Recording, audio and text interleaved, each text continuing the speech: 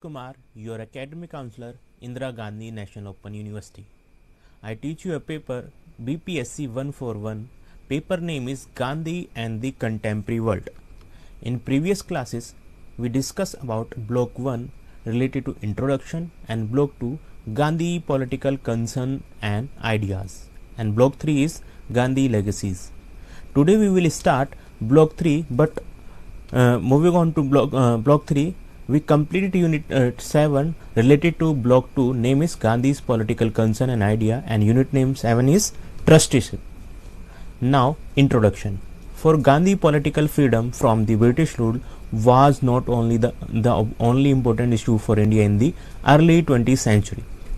His travels throughout the country and exposed him to poverty and misery of the downtrodden masses. Economic development for India was of vital importance to him.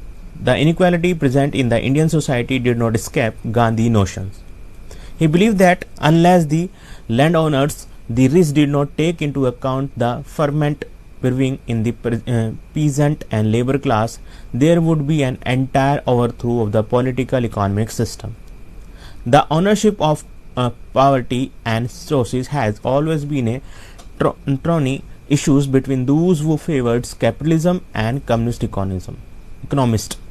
The former believes that right to property is absolute and need no interventions by the state, because the formerly believes that capitalism and communist theory believes that the right to property is absolute and need no to intervention by the state.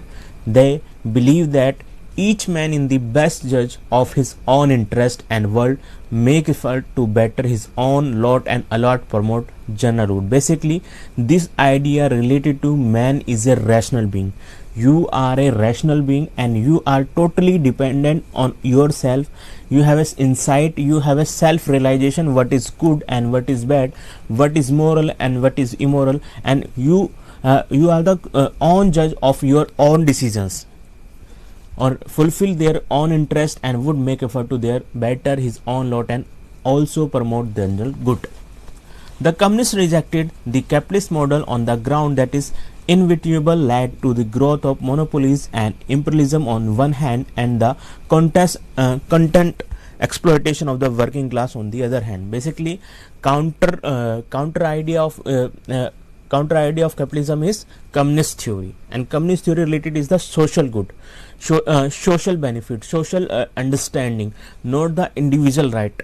They claim that only economic perspective deal by the capitalism, but political and social life not considered by the capitalism, and they believe that the growth of development basically related to one class and other class is secondary. Secondary means is the bourgeois are the upper class and the modern class they are the they control the capitalism and society and industry and banking sector, but the other class basically the proletariats, they are the miserable class and the second stage class. Capitalism don't discuss about the second class. Now that's why communist theory reject the idea of capitalism, and then discuss about what is the Gandhi idea and the rejection, what is the reason behind it. Gandhi reject both these solutions. He believed them to be based on violence, exploitation and training. He firmly believed that instead of changing the poverty relations, if the uses to which poverty is put changes, one can have the desired result. He advocated trusteeship as a relevant choice between the existence but unacceptable system of capitalist organization, and it is inevitable through by violence. He believed that as far as present owners of wealth are concerned, they have to make a choice between war and voluntary converting in themselves into the trustee of their wealth. The choice is not between the two parties, that is wealth owners and their workers, but for the society as a whole. He seeks to harmonize an economic relation and to conciliate the utilized values into a state of equilibrium through trusteeship. Basically, trusteeship is the concept of the you are the trustee of natural resources. You are the trustee of industry, not you are as a master. Basically, to run the industry, to run the economic sector, relation between equal relation between labor class and capitalist के साथ labor class to achieve their goods and service through your hard working, their skills. And economic sector bourgeois basically is an industrialist. They have much resources they utilize for not only for on benefit बल्कि depend and explore the resources on the social good, social welfare, social will, etc.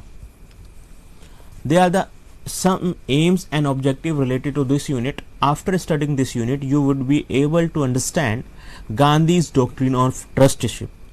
Trusteeship and an ancient Indian concept. Third one is basically trusteeship and an ancient Indian concept. We discuss about, we know about this is linked to ancient India theory. This is linked to religious perspective. This objective is related to which? Kinds of poverty under the trusteeship system. Property. Basically discuss about what is property and how to distribute the property and resources according to trusteeship concept and system. State regulate trusteeship, contemporary relevance of trusteeship. Basically fourth objective of this unit is related to if it possible to implement the Gandhi's trusteeship idea in today's scenario. We discuss now concept of trusteeship. Gandhi economic ideas were part of his general struggle against poverty. Basically Gandhi economic ideas were a part of his general struggle against poverty, exploitation, against socio-economic injustice and deteriorating moral standards. Basically we can discuss in previous units and previous blog Gandhi against the Western notion of development, Western model of development. Basically they are belonging and they are rely on the exploitation of environment and inferior class and benefit and achieve the more and more benefits beside the all other things in the separated. Gandhi was an economist of the masses. His approach was rooted in human dignity. Basically is the major line and is the main idea of Gandhi trusteeship idea. Gandhi was an economist of the masses. His approach was rooted in human dignity. His economic philosophy is a result of a number of experiments which he conducts in a course of his life. Basically Gandhi's concept related to economic system and economic model related to his own life. He experimented in his own life, own lifestyle, own life structure. Then we outcome, they achieve the outcome and implement the amplify society. Basically is the crux of the trusteeship concept to believe and to secure, to protect the human dignity. His pragmatic approach gave a new direction to the existing socio-economic problem in the process of protecting human dignity. According to Gandhi, the landowners, rich men, have to act as trustee of what they own.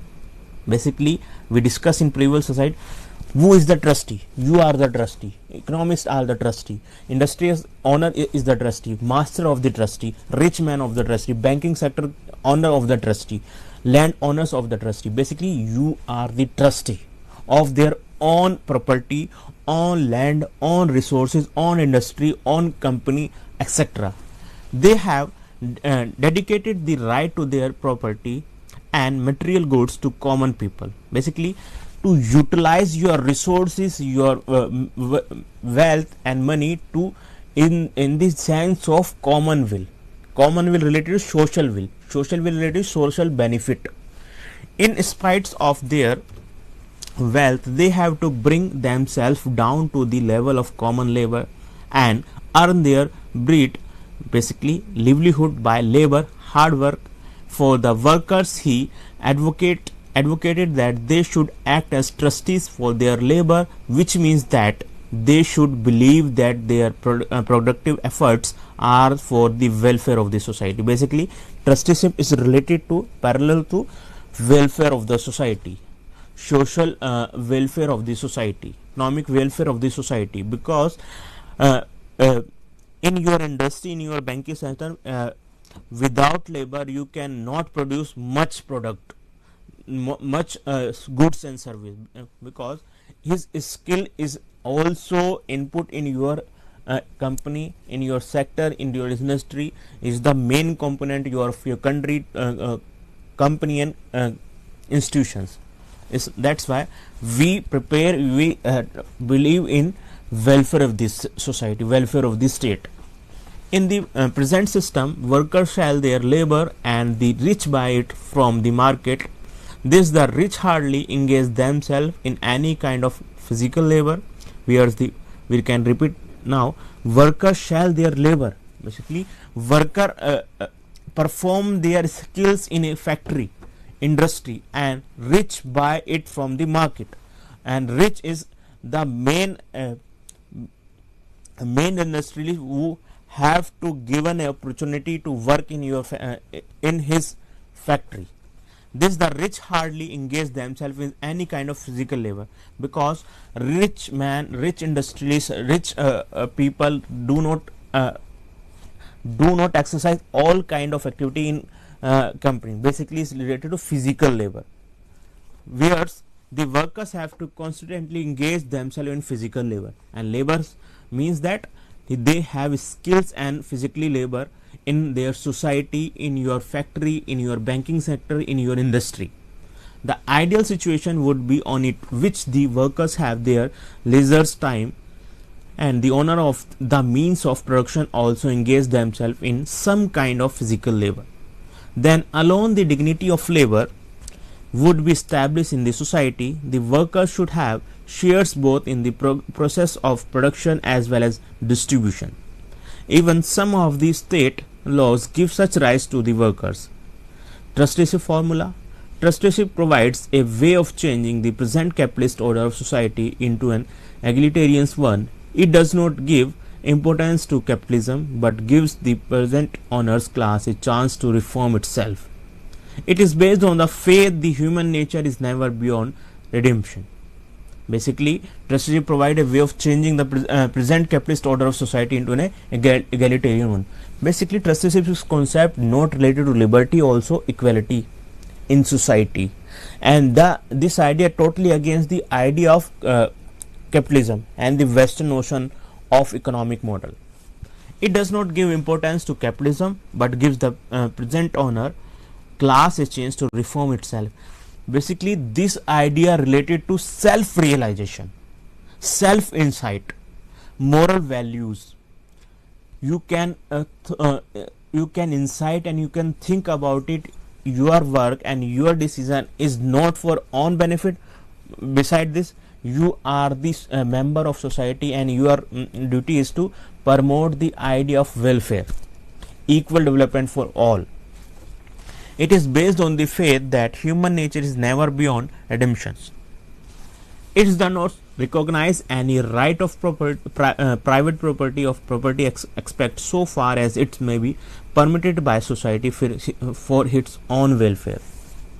Basically, this concept not directly linked with the right of property, but is right of property, ownership of property. Basically, this idea related to how to property utilize for an experiment and use for social welfare, social impotence, etc. Now, thirds, it does not exclude legislations of the ownership as use of wealth. Fourth one is, thus under state regulated trusteeship, an individual will not be free to hold or wealth his wealth for selfish satisfaction, which disregarding the interest of the society. Basically, this idea related in previous slides and previous units, when we talk about Gandhi's economics philosophy related to Gandhi idea related to against the idea of Western model of development. They claim that you are the center of the world, you are the center of the earth, you are the center of the universe, and all things, good resources are in your hand, like nature. And Western notion of nature is that man is center and nature is secondary. you utilize your resources, your natural resources, according to your benefit and needs. And needs basically related to much and much use of these resources, not sustainable development. You you harness and you uh, decline the sense of social use. That's why Gandhi against the idea of selfish satisfaction, because nature not fulfill your needs, nature fulfill your needs, not your selfishness nature. That's why this trusteeship concept, selfish satisfaction, use of wealth for selfish satisfaction while disregarding the interest of the society. Now, fifth point is, just as it is proposed to give a direct minimum living wage, a limit should be fixed for the maximum income that would be allowed to any person in society. The difference between such minimum and maximum income should be reasonable and equitable and variable from time to time. So much so that the tendency would be towards the obliterations of the difference. Now, sixth point is, under Gandhi economic order, the character of productions will be determined by society necessity and not by the personal greed. Basically, that's idea related to last point. Your determine and your production is related to social necessity, social needs, based on social need, not your personal greed. Lalach. Trusteeship and ancient Indian concept. Basically discuss about trusteeship philosophy is related, trusteeship ideas related to Indian context and Indian ancient concept we discuss. In based his doctrine of trusteeship on the first sloka of Upanishad, according to which one is asked to dedicate everything to good God and then use it only to required extent. Basically, everything give you by the God.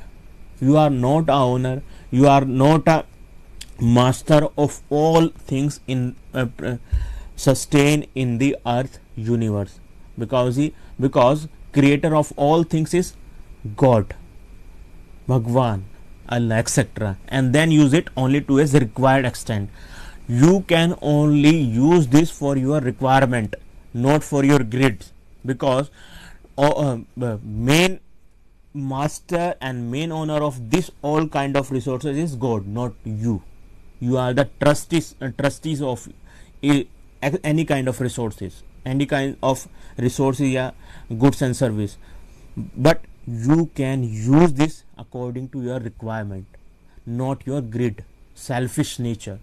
The principal condition laid down in it's that one must not covet that belongs to others. In other words, in the first instance, everything must be surrendered to God, and then out of it one may use only that which is necessary for the service of God's creation according to one's strict needs. This makes it clear beyond doubt that is not in industrial and business sectors only that the doctrine of trusteeship is to be made applicable. The spirit of this doctrine is detachment and service. Unless these two virtues are inculcated, it is impossible to obey the command, covet not anybody's riches. Therefore, Gandhi's idea of trusteeship arose from the faith in the law of non-possessions. It was founded on his religious belief that everything belonged to God and was from God. Therefore, the bounties of the world were for his people and as a whole, not for any particular individual. When an individual had more than his respective portion, he became a trustee of that portion for God's people. God, who is all powerful, has no need to store. Trusteeship to Gandhi was neither an economic expedient nor a makeshift for him. It was a way of life.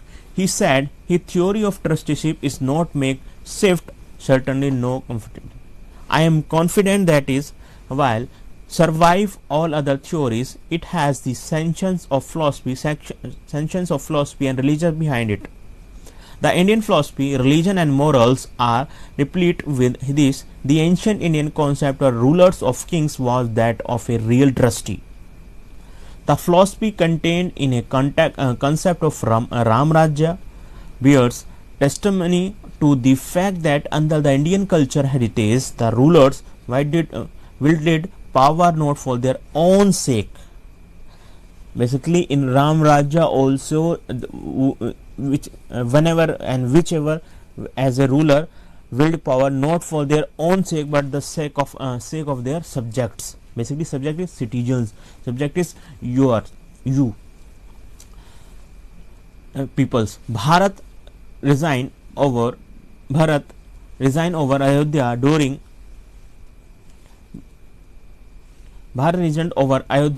Ramchandra absence as the latter trustee.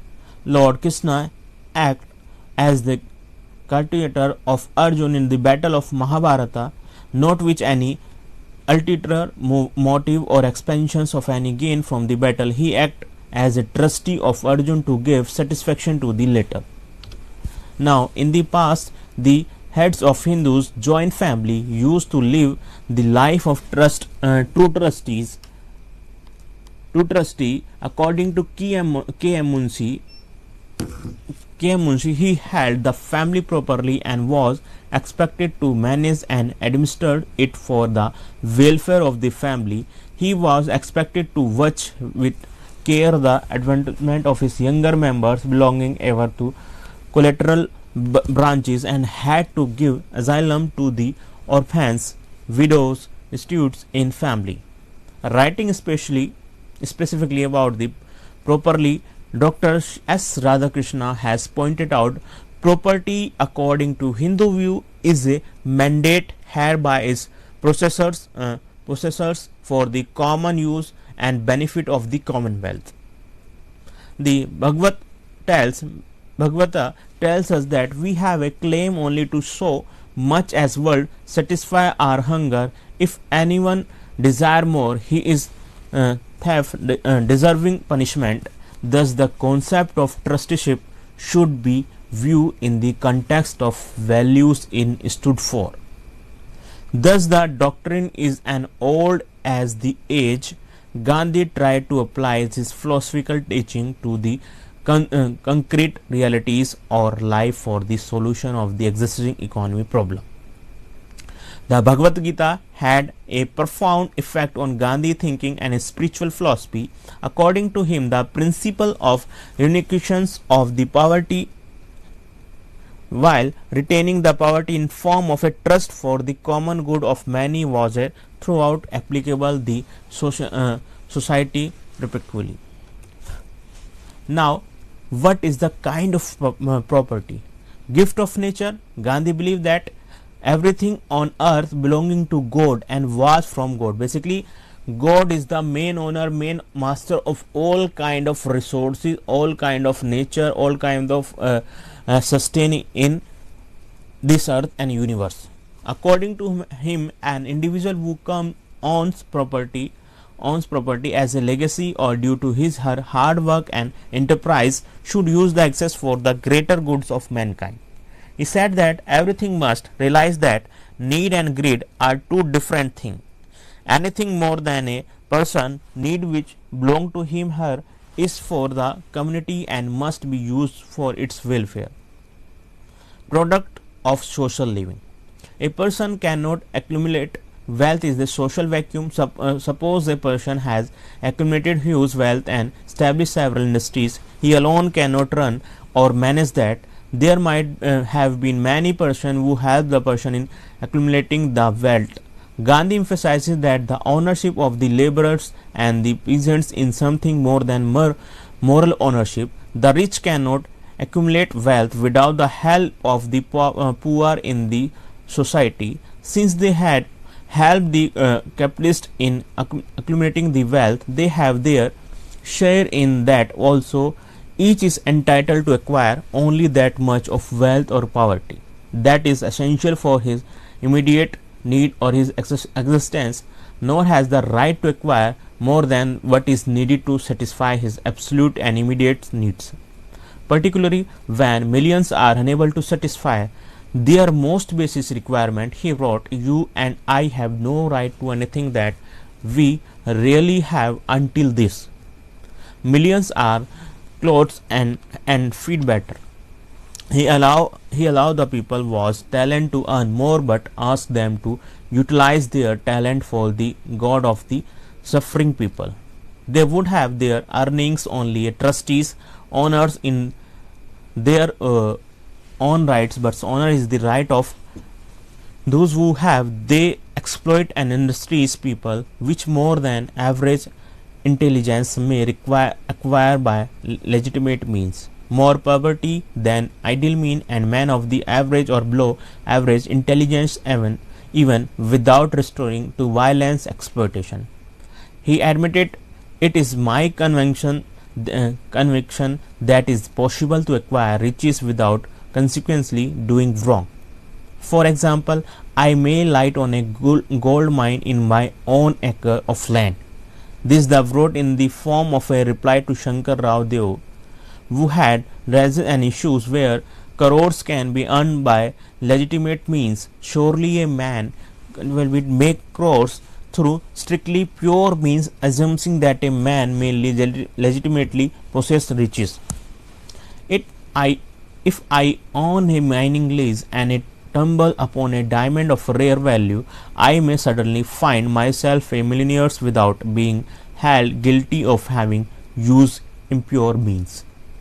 I accepted trusteeship as a particular propositions which shall literates the wealthy and the proposing class of their sin of community and greed and effect a change over in favor of egalitarian society. Now, elaborating the Upanishadic mantra Tena Tvinkna Bhunjitha, he said, earn your crores by all means, but understand that your wealth is not yours. It's belong to the people. Take what you require for your legitimate need and use the remainder for society. Gandhi knew that both physical and intellectual ability differs from man to man. Some are capable of working with greater vigorous and energy than others, and their labor sincerely performed and honesty excluded may prove more productive of material wealth than that of others, who are less energetic and enterprising. Besides, people with better intellectual ability and vigor may devise ways and means for greater material prosperity and intellectual excellence of the nation. The material prosperity and progress of the nation depends upon enthusiastic performance of such capable, energetic, enterprising and imaginative individuals, and not on the half-hearted work of the either sickly and the mentally deficient citizens. Gandhi prefers the such individual which more than average or unusual ability shall work as per their capacity, but shall only get what is required for fulfilling their legitimate needs in return. Trusteeship, according to Gandhi, was a noble goal of aspire for. A goal, if realized by each individual, would bring about a more equal and noble society. There is a finer, subtler and a more vital truth, according to Gandhi, in every human heart that is noble, self-sacrificing and full of compassion for others. Sometimes the dust of greed, selfishness and egoism may accumulate on the clothes, but properly handled, their subtles stored in the human heart shall transmit the melodious music of sacrifice, self-suffering and renunciations for the benefits of the others. There are chords in every human heart. If we only know how to strike the right chords, we bring out the music. He also said, we must appeal to the God in human beings and expect response. State regulates trusteeship. What is that? Gandhi realized the limitations of the concept of voluntary assumptions of trusteeship by the rich. He also realized the need for the adoption of the strategy of pressure that had to exercise by the laborers. Thus, the significance of statutory measures of legislations for giving effect to his idea of trusteeship come about, but the status that Gandhi in his mind was not be imposed from above by the all pervading state, that represent violence it is concentrated and organized from. It shall not be planned out and implemented by the elites of ruling party or the bureaucracy. He wanted such status not be imposed from above but should come from below, basically in the lower sense, and the last man of the society. Gandhi ideals picture of society, social and political organization comprehended a system of self-sufficient and self-governing village republics, democratically organized Gram Panchayat as the basic unit of the government, formed on the basis of consent of the people. The legislations regulating the wealth of the proprietors class shall therefore emanate from such Gram Panchayat after a free and full decisions and proper understanding of the principle by the people in general. He believed that when the people understand the implications of trusteeship, then themselves through the Gram Panchayat introduce such statutes which organize from the grassroots level are easy to follow and compress to those statutes which come from the state above. Gandhi favored the statutes of legislations and techniques of last resort to give effort the idea of trusteeship. He did not overlook the power of the technique of persuasions and conversion to aid and implement the statutory enactment effectively. He felt that persuasions and conversion should precede statutory enactment so that it will make the properties classes mentally prepared to expect the statutory enactments intended to give effect to trusteeship system.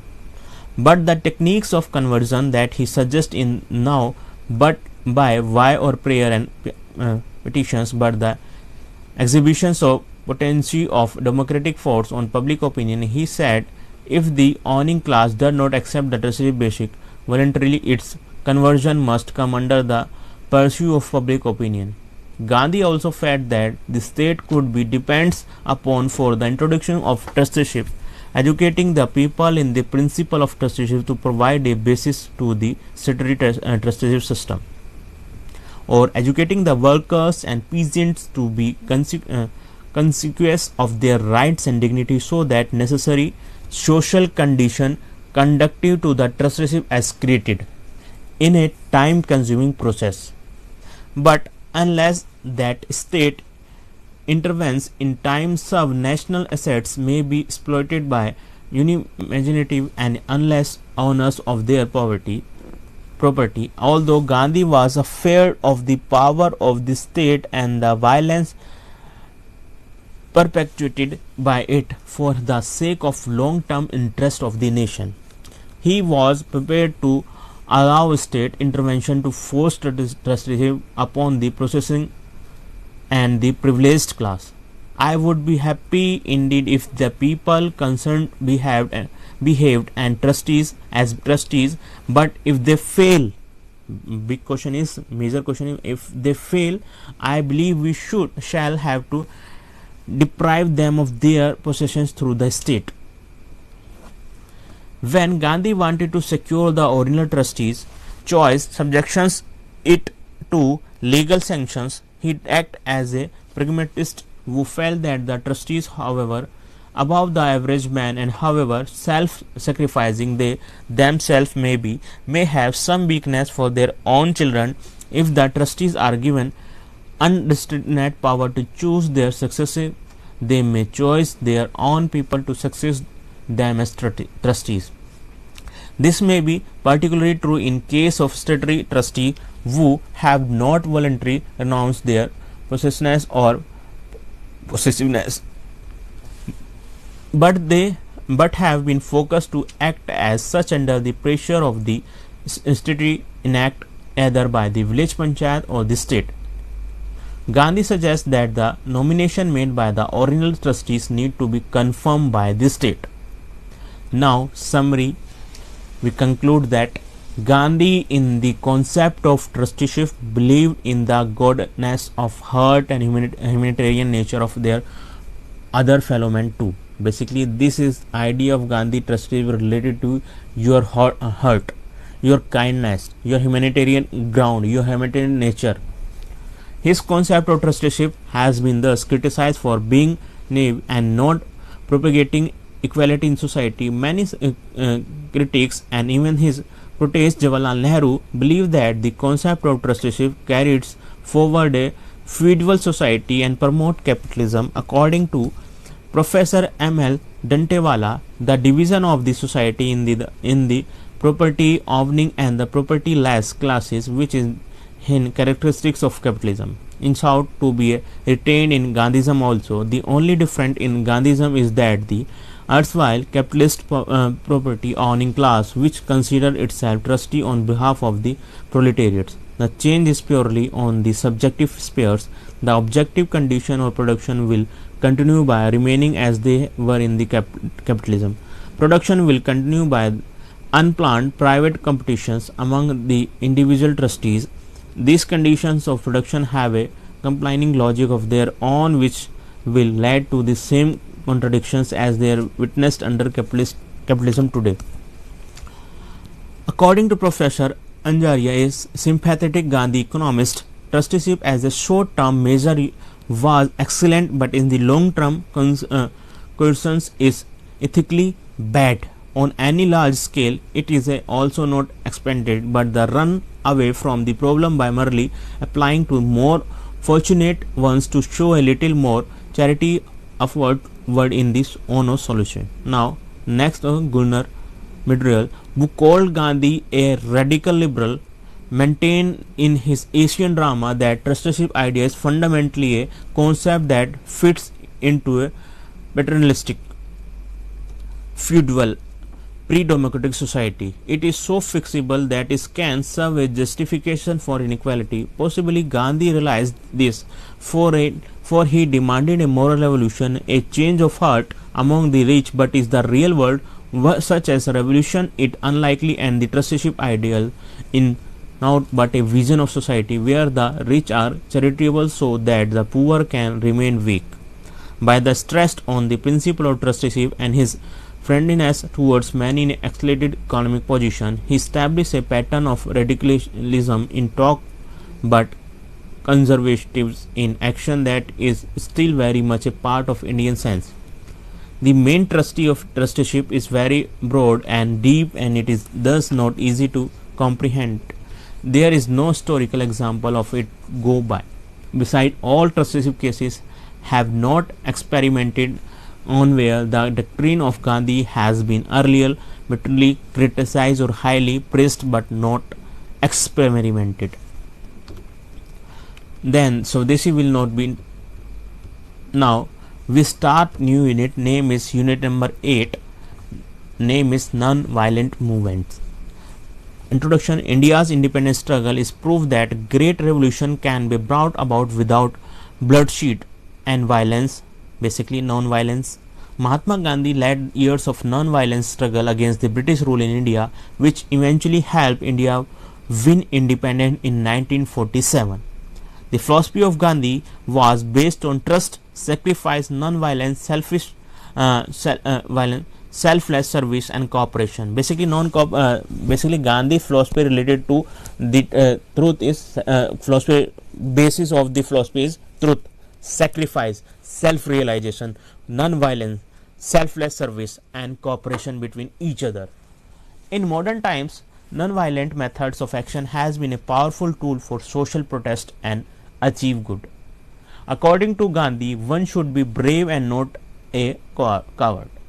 He should present his views, suggestions, and thoughts without being violent. One should fight a war with the weapons of truth and non-violence. Gandhi said that there is no God higher than trust.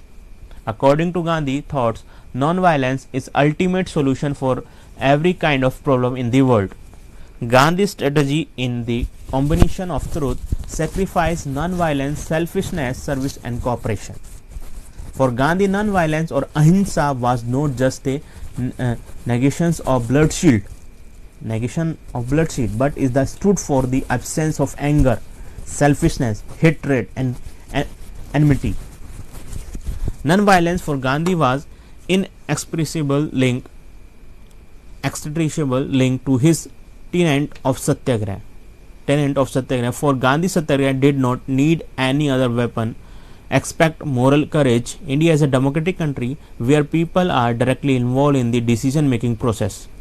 Yet there is an uneven distribution of resources, victimization of weaker classes, and human rights violence, corruption, and politics corrupt system, which should be free and fair movement against this and political resistance in India post independence has been emphatically emphasized by Gandhi's vision of Satyagraha and non-violence. The social doctrine of non-violence but has emerged from Gandhi's idea has now become the key to forge and sustain the new social and political order. Aims and objective. After reading this unit, you would be able to understand Gandhi doctrine of non-violence and ahimsa, nature of non-violence movement, influence of Gandhi idea of non-violence on contemporary movements, major non-violent movement that has taken place in the post-independent era, nature of non-violence movement. Successful non-violent movement direct actions have come to be defined by two key aspects which are oxymoron in nature, disruptions and discipline. Disruption on the mass scale is without doubt the most effective and popular feature of non-violent resistance. Non-cooperation and large-scale civil disobedience by using methods like mass boycotts, picketing etc. can draw attention to unjust laws. For example, the bus boycott and lunch counter sit-in of the civil rights movement in the US were very effective in espousing the critiques of segregations. Over time, we have learned that non-violence can draw participation from large number of people more effectively and efficiently than armed movements could. By either withdrawing participation and popular consent on criticizing and defining specific institutions and laws demand unjust, successful non-violent campaigns can question the legitimacy and authority of the state. For protest to be non-violent, however, disruption itself has to be disciplined. Protesters have to show resistance through a willingness to sacrifice and suffer. This includes everything from the disciplines of walking and marching for weeks to societally resisting the provocations and violence of police and vigilant groups. Listening the kind of discipline and resistance were the main focus of the non-violent training sessions and the codes of conduct according to Gandhi. Non-violent movement after independence. Bhudan movement 1940s. Bhudan movements 1940s. Acharya Vinoba Bhave, a follower of Gandhi himself, had begun to propagate the concept of Bhudan. In the late 1940s and early 50s, Bhudan hoped to solve the problem of securing land for India's landless peasants, but it would be wrong to suppose the Bhudan concerned itself solely with the collection and destruction of land. This movement was meant to be first step in the onward march of the Sarvodaya Society, purported to be an all-around revolution in socio-economic separation, in non-violent constructive program of transformation of India's social structure through a radical change in values. The movement began in the more concentrated manner in 1963, where three main areas of activity wise and identified: the establishment of Gram Dan villages all over the country, the development of khadi and village industry in this village so as to make them self-sufficient and independent of outside resources.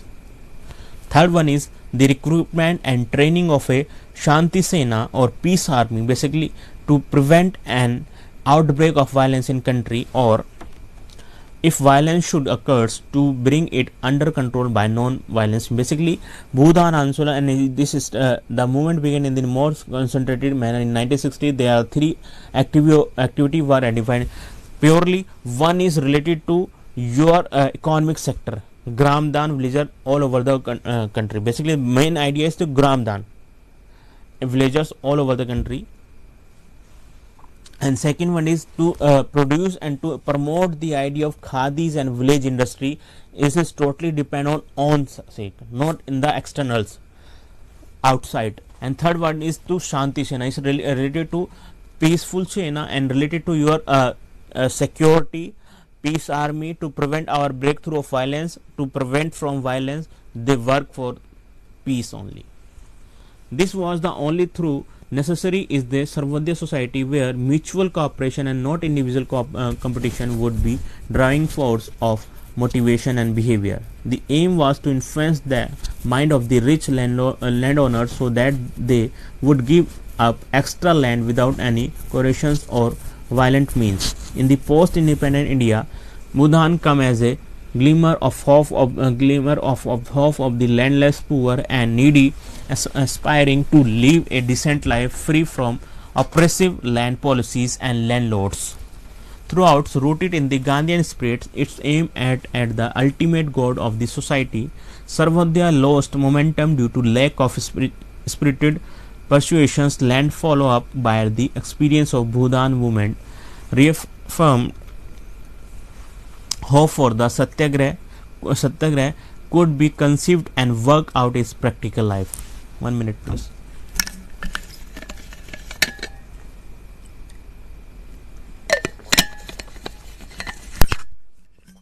Now, New Farmer Movement in 1980s. New Farmer Movement emerged as the time when agriculture in India was in complete disarray. It began when terms of trade were going against agriculture, income for agriculture was dwindling, input prices were going beyond the reach of farmers, etc. It started in Maharashtra under Shetkari Sangathan when it's demanding remunerative price for onions. Remunerative price of onion basically is related to piyaz, onions, and Shetkari Sangathan demanded to remunerative price of onions. It was later on followed by Karnataka under the Karnataka Rajya Retha Sangha, Bharatiya Kisan Union in Uttar Pradesh, BKU basically, although they stated among similarly the difference among the farmers organized checkmates the movement into become a big force in Indian politics. Despite difference, the New Farmers Movement brought about a paradigm shift in the discourse, analysis and perception about farmers in India. It made the policy makers address the deep-rooted crisis in agriculture as well as conditions of the agrarian class in India. Nevertheless, they have not been effective in bringing radical transformation in the countryside. This is because of the fact that the movement from the very beginning were unable to overcome the internal conflict as well as contradictions. Secondly, they did not carry any radical agenda from within. For example, they never bothered to demand radical land reforms, nor were they concentrated about the atrocities perpetrated on marginal class, include the Dalits living in the countryside. Since the movement from the very beginning identified which rich or market-oriented farmer, the other categories policies did not receive much focus. This is the reason why they have been losing their social basis. Further, their operational areas were confined to those localities whether the classes of rich or market-oriented farmer live. Thus further reduce their areas of operations. Whatever may have been the weakness, one cannot overlook the fact that the New Farmers Movement gave a new meanings to the study of farmer movement in India. Despite the differences, one can say that they reflected Gandhi's ideals. Chipko Movement 1973. The Chipko Movement, a non-violent social and ecological movement organized in the Garhwal Himalayan mountain region of the present Uttarakhand state in 1973. Massive floods destroyed life and property in the region of Alaknanda Valley, and one day the women spotted the labor with excess. Their labors had been sent by the commercial contractor to cut the trees. The women protested and vowed to protect the trees. Small groups of women kept constant vigilant and hugged the trees in order to prevent the felling. Led by the Sundarlal Bahuguna, Gori Devi and Gunga Devi, along with their co-workers, the movement was a much successful one. Consequently, the government imposed a ban on the commercial green filling in the region. Now, Jangal Bachao Andolan in 1970. What is? When the government in 1970s decided to replace the natural salt forest, which highly valuable teak and tribals of Bihar came out in strong number to protest against the decision. Having started in Bihar, the movement spread to other states like Odisha and Jharkhand too. Now, next movement is Silent Valley movement in 1970 to 1980s.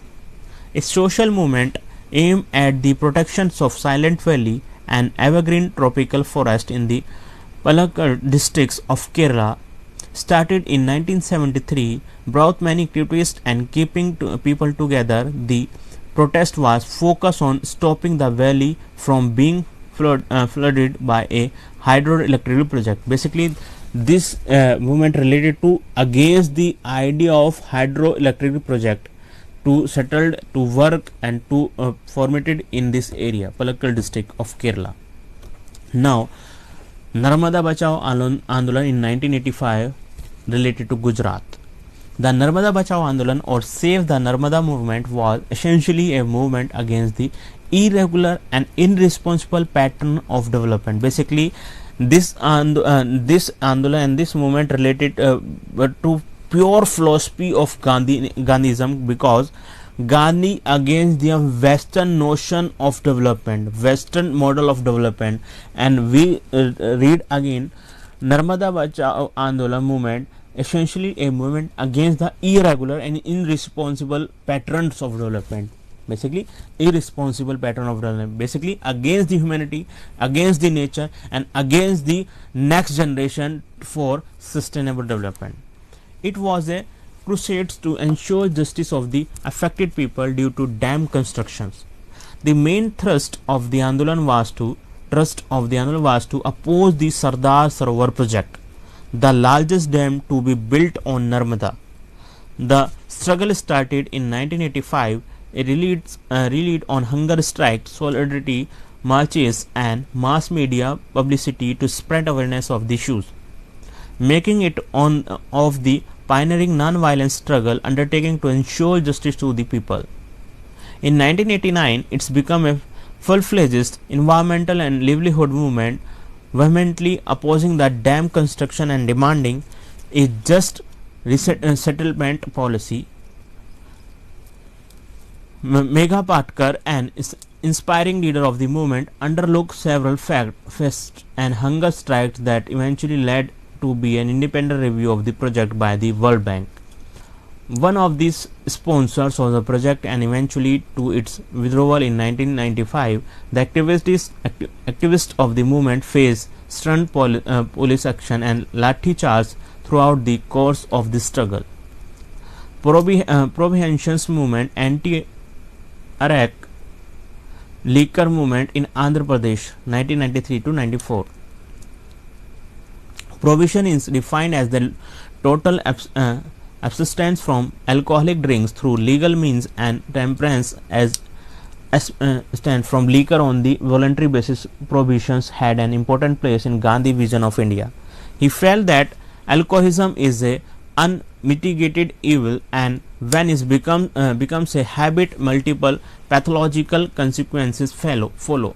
Gandhi suggests a three-pronged approach in dealing with the problem of drink: take legal steps against the illicit distillation and follow them up the effective informants through a special agency, province from punishments of those who are found drunk in streets on other public places with a substantial fine, and impressions in case of repeaters, and finally propagations by voluntary organizations, especially led by women in slums and its area inhabited by labor, with a view to win the addicts away from the habit. Gandhi's views on prohibitions found an echo in the Indian Constitution. One of its directive principles, Article 1947, investigates that the state would pursue prohibitions as a policy, while many other directive principles found which their way into creates policies of the union and the state government. Prohibitions did not find flavor with them. As of now, Gujarat is the lone prohibition state in India. Haryana and Andhra Pradesh, the two states that experimented with prohibitions, give it up to due not only to financial reasons but also because they were unable to control elected dissultations and bootlegging. Haryana made several attempts at prohibitions but is finally gave it up. Women's organizations that had separated the campaign for the ban on liquor themselves supported the lifting or prohibitions because they found that men denied their drink through legitimate channels took to elect liquor. This resulted in this spate of spirituous liquor tragedies. Andhra Pradesh introduced partial prohibition in 1994 through a ban on elect liquor. It was preceded by protest agitations and a major social movement for prohibitions by women. Now, prohibition movement was a revolt against familiar happenings of liquor addicts, spending women's wages, selling away household goods, and engaging in drinking bouts and domestic violence of various sorts. The anti-alcohol liquor movement starts in Dabagunta, a remote village in Nilore. Through Rasoma, an elder woman was inspired by the lessons of the adult educates program. Protest by women of the village spread to neighboring village. Transformation about protest spread through word of mouth and through established social networks. Spontaneous actions by women in many communities in other districts also occurs, breaking the pre-existing social norms. Its patriarchy and non-participation of women in public domain. Through the anti-arrests, agitation in Andhra Pradesh was built on the initiative and participation of women. A multitude of organizations got involved in this movement and had to mobilize women across the state. The participating organizations support women to sustain the struggle of a ban on liquor or attack. The organization ranged from national, regional, grassroots movement units and issues-based informal groups to political parties with different ideological orientation, priorities, and political motivations. They come together to fight against liquor's drag, the habit as well as state policy. It was considered necessary first to change the policy of state in favor of a ban or rag and liquor. In the initial stages of now. Moving on to Jan Lokpal Bill, basically anti-corruption movement by Anna Hazare 2011. When anti-corruption activist Anna Hazare began a hunger strike and Jantar Mantra in New Delhi on April 5, 2011, the whole nation come together and stood by him. The movement led to the resignations of Agriculture Minister Sharad Pawar from the group of ministry had been charged with reviewing the draft Jan Lokpal Bill. The Jan Lokpal Bill, also referred to as a Citizens Ombudsman Bill, is an anti-corruption bill drawn by the civil society activists in India seeking the proponent of Jan Lokpal as an independent body to investigate corruption cases. The initiative brought together a huge number of people, making it a one of its kind event in decades. It was alone one of those rare events that demonstrate what is possible if the world's largest democracy woke up to take the reins in its hand. Now, Nirbhaya movement 2012. The 2012 Delhi gang rape sparked fierce reactions from people who were very clear on expressing that they have had enough. After the incident, thousands of people come out on the street to protest in several parts of the country. The movement also created a street in social media where people changed their display picture to black dot, and tens thousands of people signed a petitions protesting this incident. Taking the movement into consideration, the government and the center and the various states announced several steps to ensure the safety of women.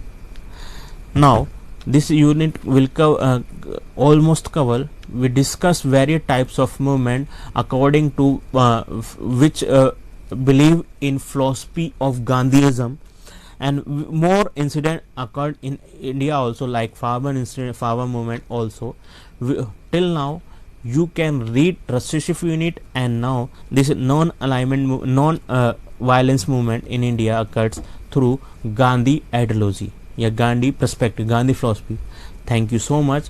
We will meet again next class with various unit to teach us and learn.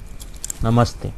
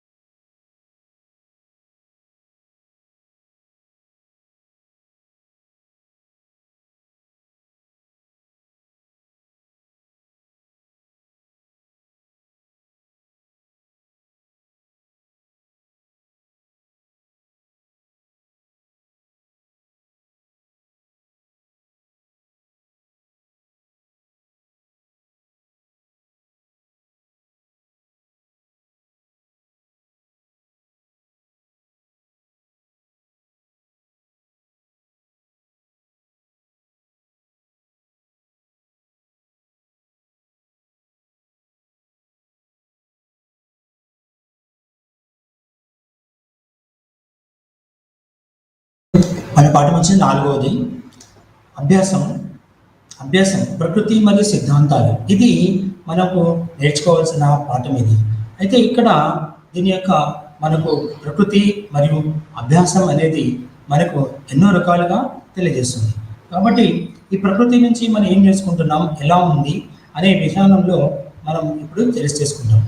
ఈ ప్రకృతి వల్ల మనకు జరిగే విధానం ఏంటిది, దీని యొక్క ఉద్దేశం ఏంటిది, దీని యొక్క లక్ష్యాలు ఏంటిది అని ఇప్పుడు మనం తెలుసుకుందాం.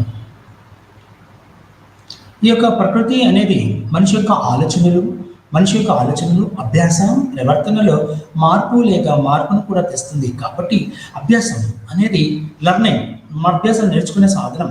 జీవితంలో అభ్యాసం ఒక ముఖ్యమైనదిగా మనము తెలుసుకుంటాము. అయితే ఇందులో ఉండే విధానం ఎలా ఉంటుందంటే మనకు నేర్చుకోవడానికి కావలసిన వివిధ విధానాలు మరియు తెలియజేస్తుంది. ఈ యొక్క ప్రకృతి యొక్క విధానాల్లో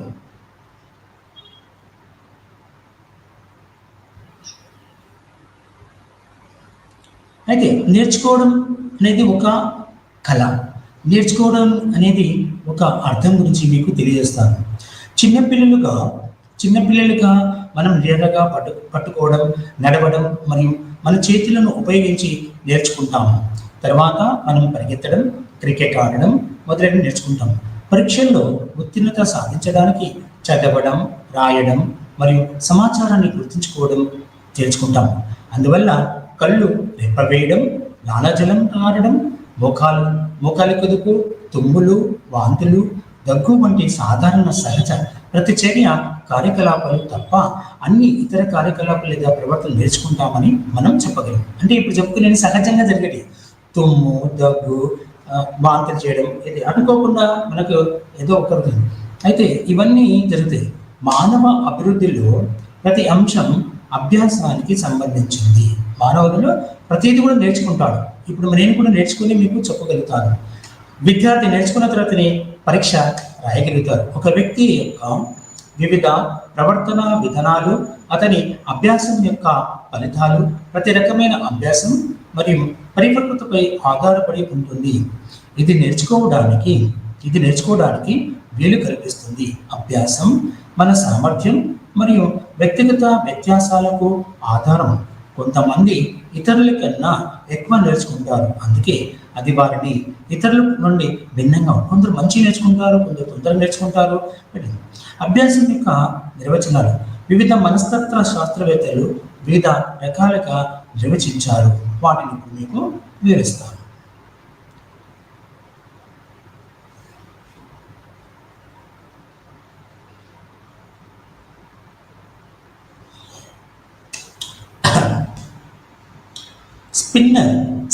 స్కిన్నర్ అనే విద్యావేత్త అభ్యాసం అనేది ప్రవర్తనకు అనుగుణంగా ప్రగతిశీల ప్రక్రియ.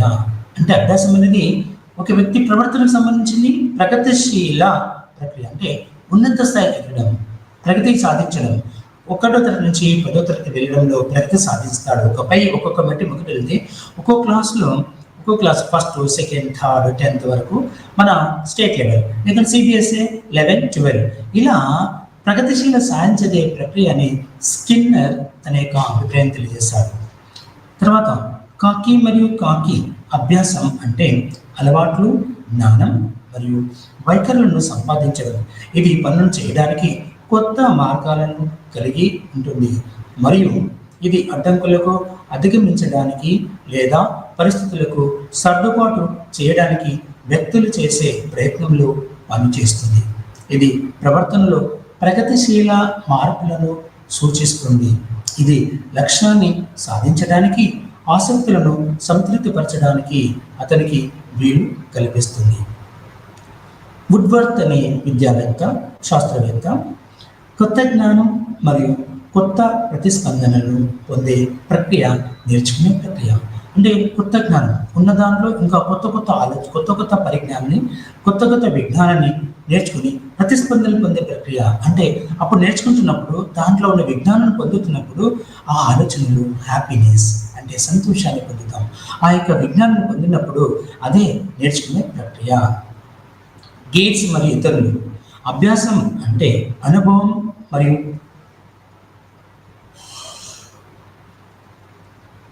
అభ్యాసం అంటే అనుభవం మరియు శిక్షణ ద్వారా ప్రవర్తనలో మార్పు. అభ్యాసం అంటే ఒక అబ్బాయి క్రికెట్ ప్లేయర్ కావాలి, అతను రోజు సాధన చేస్తాడు, అది అభ్యాసం నేర్చుకుంటాడు. ఒక వ్యక్తి కొత్త కొత్త సబ్జెక్ట్ నేర్చుకుంటే దానికోసం సూత్రాలు, దాని యొక్క సిద్ధాంతాలు ఇప్పుడు మనం నేర్చుకుంటున్నాం కదా, అది కూడా ఒక అనుభవం ద్వారా ఒక శిక్షణ ప్రవర్తనలో మార్పు వస్తుంది. అంటే ఒక గురువు, ఒక ప్రొఫెసర్ చెప్పిన దాన్ని బట్టి మనం అవగాహన చేసుకొని మళ్ళీ చదివితే అది ఒక ప్రక్రియ, అది ఒక శిక్షణ అంటారు. అలాగే హెచ్జే క్లాస్మీర్ అనే శాస్త్రవేత్త ప్రకారం అభ్యాసం అనేది అనుభవం, కార్యాచరణ, శిక్షణ, పరిశీలన మరియు ఇలాంటి వాటి నుండి ప్రవర్తనలో మార్పు వచ్చే ప్రక్రియగా మనం చెప్పవచ్చు. ఇది నేర్చుకున్న అభ్యాసం.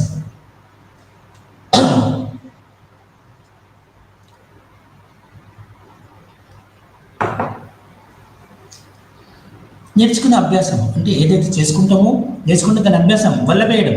ఇప్పుడు టేబుల్ 2 ఎక్కం 2, 2 4 ఇట్లా 1కి 10 సార్లు అంటే అది దాని యొక్క స్వభావం మనకు తెలుస్తుంది. అభ్యాసం అనేది ప్రవర్తనను సవరించే ప్రక్రియ. మనం ఎట్లా చేస్తుంటే మనలో మార్పు వస్తుంది, దాన్ని సవరించే ప్రక్రియ. ఒకసారి ఇట్లా చదివితే ఇలా కాదు, ఒక పని చేస్తున్నాం, ఆ పని సరి అయిన పద్ధతి జరగట్లేదు, కానీ పద్ధతి మార్చాలి, అది ఒక ప్రక్రియ. కాబట్టి అది అభ్యాసం జరుగుతున్నప్పుడు జరిగే వివిధ మార్పుల ఫలితంగా వచ్చే సంచిత మెరుగుదలను సూచిస్తుంది. ఇది అనుభవం ద్వారా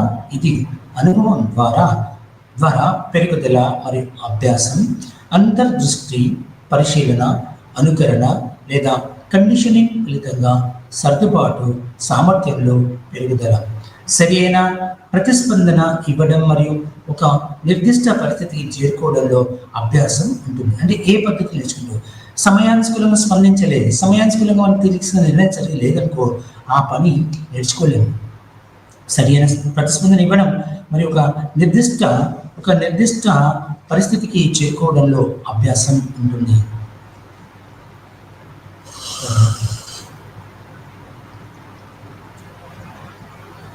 ఇది ఉద్దేశపూర్వక మరియు లక్ష్య నిర్దేశిత ప్రక్రియ. లక్ష్యంగా స్పష్టంగా మరియు ఖచ్చితంగా లేకపోతే మంచి అభ్యాసం జరుగుతుంది. అంటే ఏంటి, ఇక్కడ లక్ష్యం ఉండాలి, ఆ లక్ష్యం దగ్గరగా పరిశ్రమ చేయాలి, ఆ లక్ష్యం దగ్గరగా పని చేస్తేనే అది ఒక అభ్యాసంగా జరుగుతుంది. ఇందులో ఉన్న కార్యాచరణ శారీరకంగా మరియు మానసికంగా ఉంటుంది. ఈ కార్యాచరణ ఎలా ఉంటుంది, శారీరకంగా అంటే చేస్తున్న పనిలో ఆ శరీరం అలజడి చెందద్దు. తర్వాత మానసికంగా మనిషి ఎప్పుడు కూడా అలజడి లేకుండా ఆ యొక్క పనిని చేయగలరు. అంటే 10 రకాల విధాల ఆలోచన ఉంటే చేయాల్సిన పనిని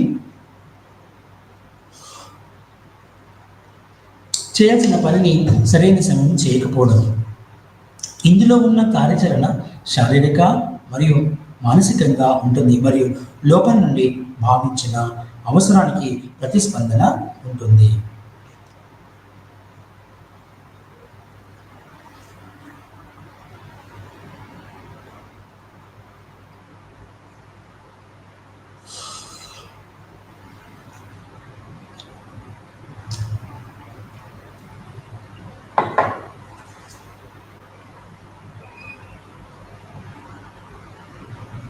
అయితే నేర్చుకోవడం అనేది వ్యక్తిగత విషయం కాదు. అన్ని అభ్యాసాలు సామాజికమైనవి. వ్యక్తులు మరియు సమూహ నమూనాలు ఉన్న వాతావరణానికి ప్రతిస్పందనగా ఇది జరుగుతుంటుంది. మన కుటుంబంలోని వ్యక్తులతో, పాఠశాల మరియు కళాశాలలో, ఆట స్థలాల్లో మరియు మన వృత్తిలోని వ్యక్తులతో మన సహవాసం ఫలితంగా మనం చాలా విషయాలు నేర్చుకుంటాం. ఇది కరెక్ట్.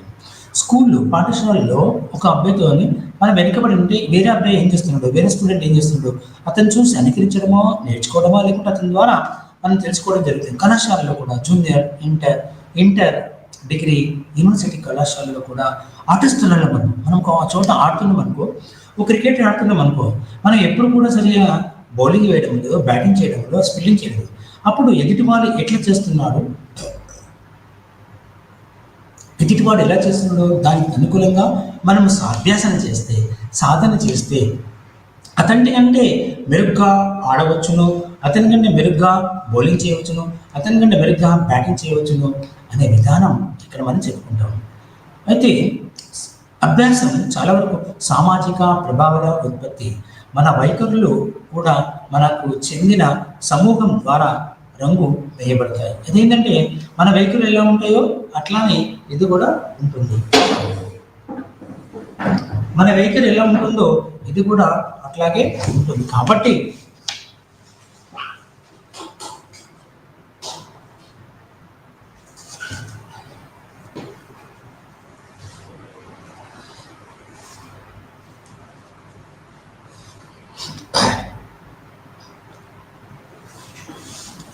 మన వైఖరులు ఎలా ఉంటాయో అలాగే ఇది తెలియజేస్తుంది. అయితే అభ్యాసం యొక్క సూత్రాలు, అభ్యాస ప్రక్రియలో కొన్ని సూత్రాలు కూడా ఉన్నాయి. వాటి గురించి మీకు వివరిస్తాను.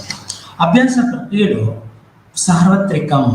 ఇప్పుడు ఇందిరాగాంధీ ఓపెన్ యూనివర్సిటీ, తెలుగులో ఇది సార్వత్రికం. ఎవరైనా ఈ యొక్క ఇందిరాగాంధీ ఓపెన్ యూనివర్సిటీలో చేరి వాళ్ళు కావలసిన విద్యను అభ్యసించవచ్చును. అంటే అభ్యాసం ఏదైనా నిర్దిష్ట వయసు, లింగ, జాతి, సంస్కృతి, సమయం మరియు ప్రదేశం మొదలైన వాటికి పరిమితం కాదు. అందుకని క్వాలిఫికేషన్ ఉండి ఇంటర్ పాస్ అయితే డిగ్రీ చేయొచ్చు, డిగ్రీ పాస్ అయితే పీజీ కోర్సులు ఎలాగో చేయొచ్చు. కాబట్టి ఇది ప్రకృతిలో సార్వత్రికమైంది. నిరంతర ప్రక్రియ. ఇక్కడ ఒక కోర్స్ చేసిన తర్వాత ఇంకా ఎన్నో కోర్సు చేసుకోవచ్చు. ఒక వ్యక్తికి కనీసం 20 డిగ్రీలు ఉన్నాయి, 20 డిగ్రీలు. అలాగే డాక్టర్ బాబాసాహెబ్ అంబేద్కర్ కూడా పేరు మొదలు పెడితే, ఎంఏ మొదలు పెడితే, బిఏ మొదలు పెడితే, బిఎంఏ మొదలు పెడితే అతను ఎన్నో కోర్సులు చేశాడు. ఒక 20 కోర్సులు దాకా చేశాడు డాక్టర్ బిఆర్ అంబేద్కర్. అంటే అభ్యాసం చేశాడు. ప్రతి ఒక్క కోర్సు ఆ జిజ్ఞాస ఉండాలి మనిషికి. తన యొక్క కుతూహలంగా ఉంటేనే అభ్యాసం అవుతుంది. నిరంతర ప్రక్రియ.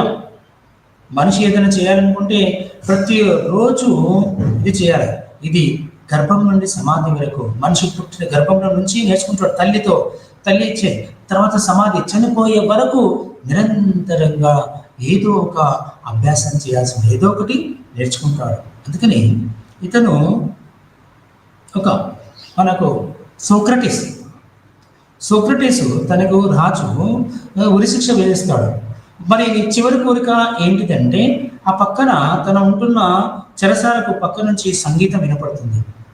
సంగీతమే ఈరోజు సాయంత్రం నీకు ఉరిశిక్ష అంటే నాకు ఆ సంగీతం నేర్చుకోవాలి. సోక్రటీస్ అరే ఈయనకు చనిపోయే గీజంగా మరి అతను తీసుకొచ్చి అప్పటికప్పుడు కొన్ని గంటల సేపు ఆ సంగీతం నేర్చుకుంటాడు. అది అభ్యాసం. అదే అభ్యాసంగా చెప్పవచ్చును. అభ్యాసం తల్లి గర్భం నుంచి చనిపోయే వరకు కూడా ఏదో ఒకటి నేర్చుకుంటారని చెప్తున్నాను. నిజ జీవిత అభ్యాసం ద్వారా అభివృద్ధి. వుడ్వర్డ్ సరిగ్గా ఇలా అన్నాడు, వ్యక్తిని అభివృద్ధి చేసేంత వరకు అన్ని కార్యకలాపాలను అభ్యాసం అని పిలుస్తుంది. వ్యక్తి అభివృద్ధి చెందే వరకు అంటే తన జీవితంలో సెటిల్ అయ్యే వరకు ఏదో ఒక పని చేసేది కార్యక్రమంగా అభ్యాసంగా చెప్పవచ్చు. అభివృద్ధి అనేది నేర్చుకోవడం వంటి అంతులేని ప్రక్రియ. అంతులేని ప్రక్రియ. ఇది ఒక విశ్వాంతరంలో విశ్వం మనకు ఎలాగైతే అంతం కాలేదో అలాగే విద్య కూడా అంతం లేనిది. ఏదో ఒకటి నేర్చుకోవచ్చు. అయితే నిజ జీవిత పరిస్థితులకు సంబంధించి డైనమిక్ ఫ్లెక్సిబుల్ అనే వ్యక్తి అభ్యాసం అనేది ఒక స్థిరమైన ప్రక్రియ కాదు. ఇది ఒక డైనమిక్ దృక్ విషయము. జీవన విధానం మరియు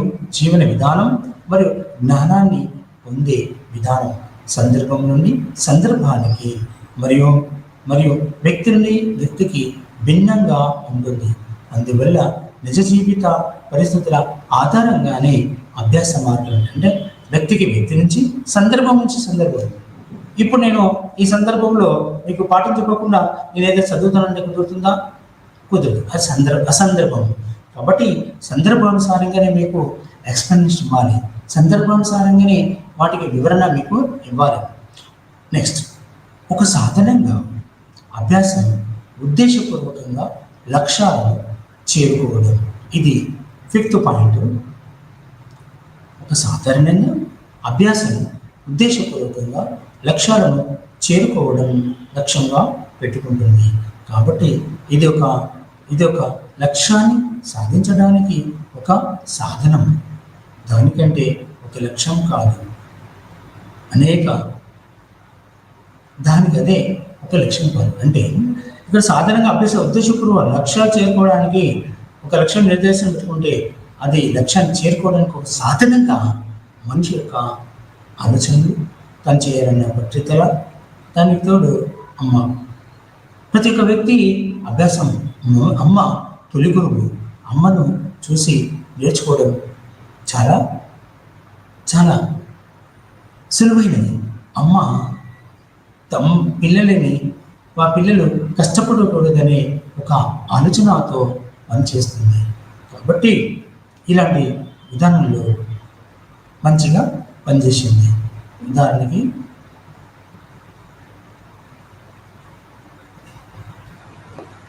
ఒక సాధనంగా అభ్యాసం ఉద్దేశపూర్వకంగా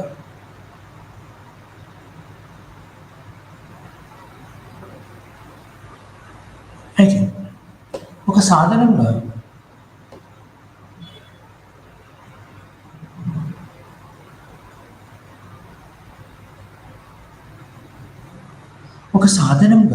అభ్యాసం ఉద్దేశపూర్వకంగా లక్ష్యాలను చేరుకోవడం లక్ష్యంగా పెట్టుకుంటుంది.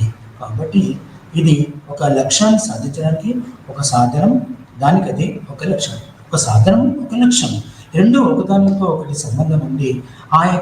ఈ రెండు పదాలు లక్ష్యం, సాధన అనేది ఈ రెండు సరిగా ఉంటే ఎంతటి మూర్ఖుడైనా, ఎంతటి చదువులేనివాడైనా అతని ద్వారా మనం లక్ష్యాన్ని చేరుకోవచ్చును. సర్దుబాటుకు దారితీస్తుంది.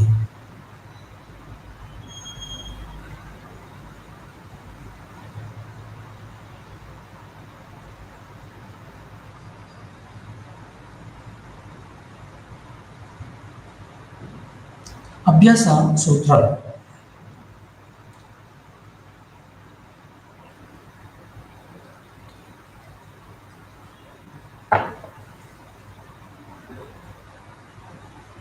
ఇప్పటిదాకా మీరు చెప్పింది అభ్యాస సూత్రాలు. శారీరక మానసిక పరిపక్వత ఏదైనా నేర్చుకోవాలంటే శారీరక మరియు మానసిక పరిపక్వత అవసరం. అంటే శరీరం ఫిట్గా ఉండాలి, పోయి రావడానికి చేయడానికి, మానసికంగా ఫిట్ ఉండాలి. దాని ఆలోచనలు ఎంత చేసినా కఠినమైన వాటిని అర్థం చేసుకొని వాటిని మనం నేర్చుకోగల శక్తి మనకు సామర్థ్యాలను కల్పించుండదు. బదిలీ చేయగలిగినది అంటే ఒక వ్యక్తి నేర్చుకున్నది ఏదైనా మరొక వ్యక్తికి సానుకూల లేదా ప్రతికూల ప్రభావంతో బదిలీ చేయబడుతుంది. అభ్యాసాన్ని పరిమితం చేసే అంశాలు. అభ్యాసకుడు ప్రవర్తనలో కావలసిన మార్పును ప్రవేశపెట్టడంలో అభ్యాస విజయం మరియు వైఫల్యాలు అనేకంపై ఆధారపడి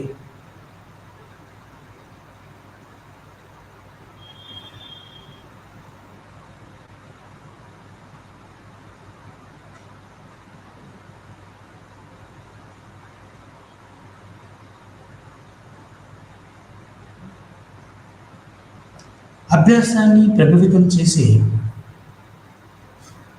బదిలీ చేయదగిన ఒక వ్యక్తి నేర్చుకున్నది ఏదైనా మరొక వ్యక్తికి సానుకూల లేదా ప్రతికూల ప్రభావంతో బదిలీ చేయబడుతుంది. ఒక వ్యక్తిని నేర్చుకున్నది ఇంకొక వ్యక్తి చెప్పడం మూలంగా అతను బాగుపడతాడు, అతనికి అప్పుడు నేను ఇవ్వడం వల్ల, నేను ఏదో వ్యక్తి చెప్పడం మూలంగా నాకు ఇంకా పరిజ్ఞానం పెరుగుతుంది. అభ్యాసాన్ని ప్రభావితం చేసే అంశాలు ఉన్నాయి. వాటిని మీకు వివరిస్తాను. అభ్యాసకుడి ప్రవర్తనలో కావలసిన మార్పులను ప్రవేశపెట్టడంతో అభ్యాసం విజయం మరియు వైఫల్యం అనేక అంశాలపై ఆధారపడి ఉంటుంది.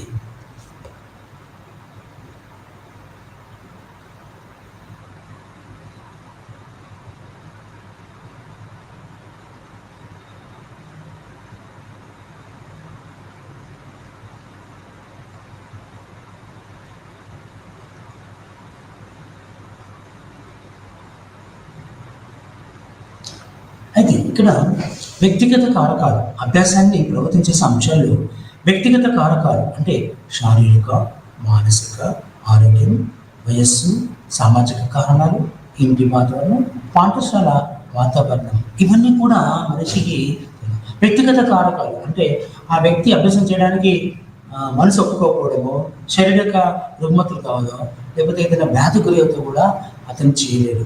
అలాగే శారీరక మరియు మానసిక ఆరోగ్యం అతను ఎక్కడైనా పని చేస్తాడనుకో ఆ పని పూర్తి చేయగలిగే స్థాయికి ఎదగాలి. వయస్సు కొన్ని చోట్ల వయస్సు అనేది చాలా ఖచ్చితంగా పనిచేస్తుంది. 18 ఏళ్ళు నిండని వాళ్ళని ఎక్కడైనా పనికి పెట్టుకుంటే ఆ పనికి పెట్టుకున్న వాళ్ళని ఇట్లా పెరిగి వెళ్ళిన వాళ్ళకి శిక్ష వేయబడుతుంది. ఆర్టికల్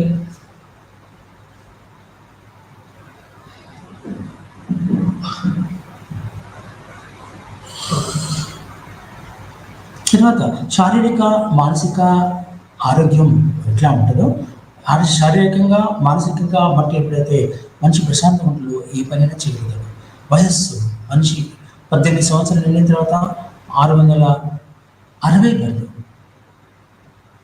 2000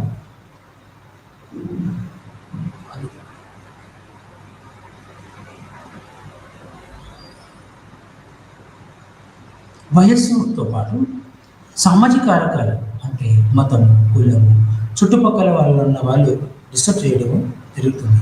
ఇంటి వాతావరణం ఇది ముఖ్యమైనది. ఇంట్లో ఎలా ఉన్నారు, పిల్లలు ఎలా ఉన్నారు, మ్యారేజ్ అయింది, ఇద్దరు అమ్మాయిలు ఎలా చేస్తున్నారంటే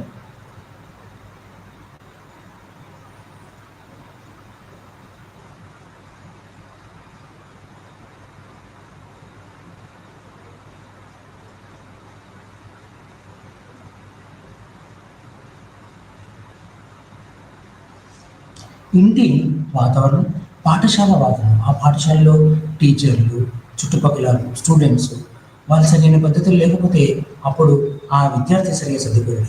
ఇంట్లో వాతావరణం ఇప్పుడు చూసిన తల్లిదండ్రుల గొడవ, తర్వాత వాళ్ళు ఏం చేస్తున్నారు, వాటి యొక్క పరిస్థితి ఏంది, అలాంటి పరిస్థితులు కూడా సామాజిక అవసరాలు కూడా మనిషిని అభ్యాసకునిగా చేస్తుంది.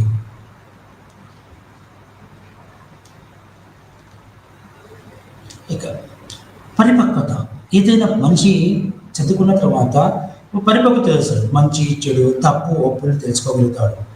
భావోద్వేగత స్థితి అంటే అప్పుడే ఏదైనా జరిగిందనుకో అయ్యో పాపం, లేకపోతే ఏదైనా మంచి సాధించాలనుకో సంతోషాన్ని భావం వ్యక్తీకరించాలి. దుఃఖము, సంతోషము మరియు సాధించిన ఫలితాల విజయము అంటారు. మనిషి యొక్క అవసరాలు మనిషిని నేర్చుకునేలాగా చేస్తుంది.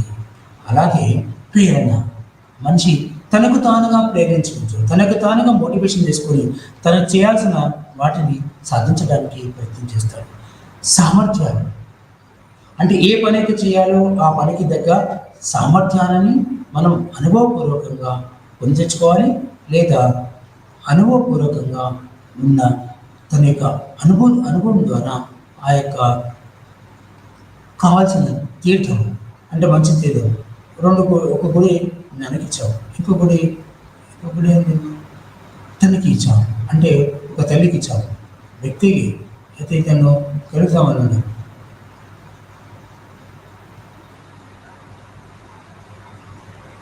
అయితే ఈ యొక్క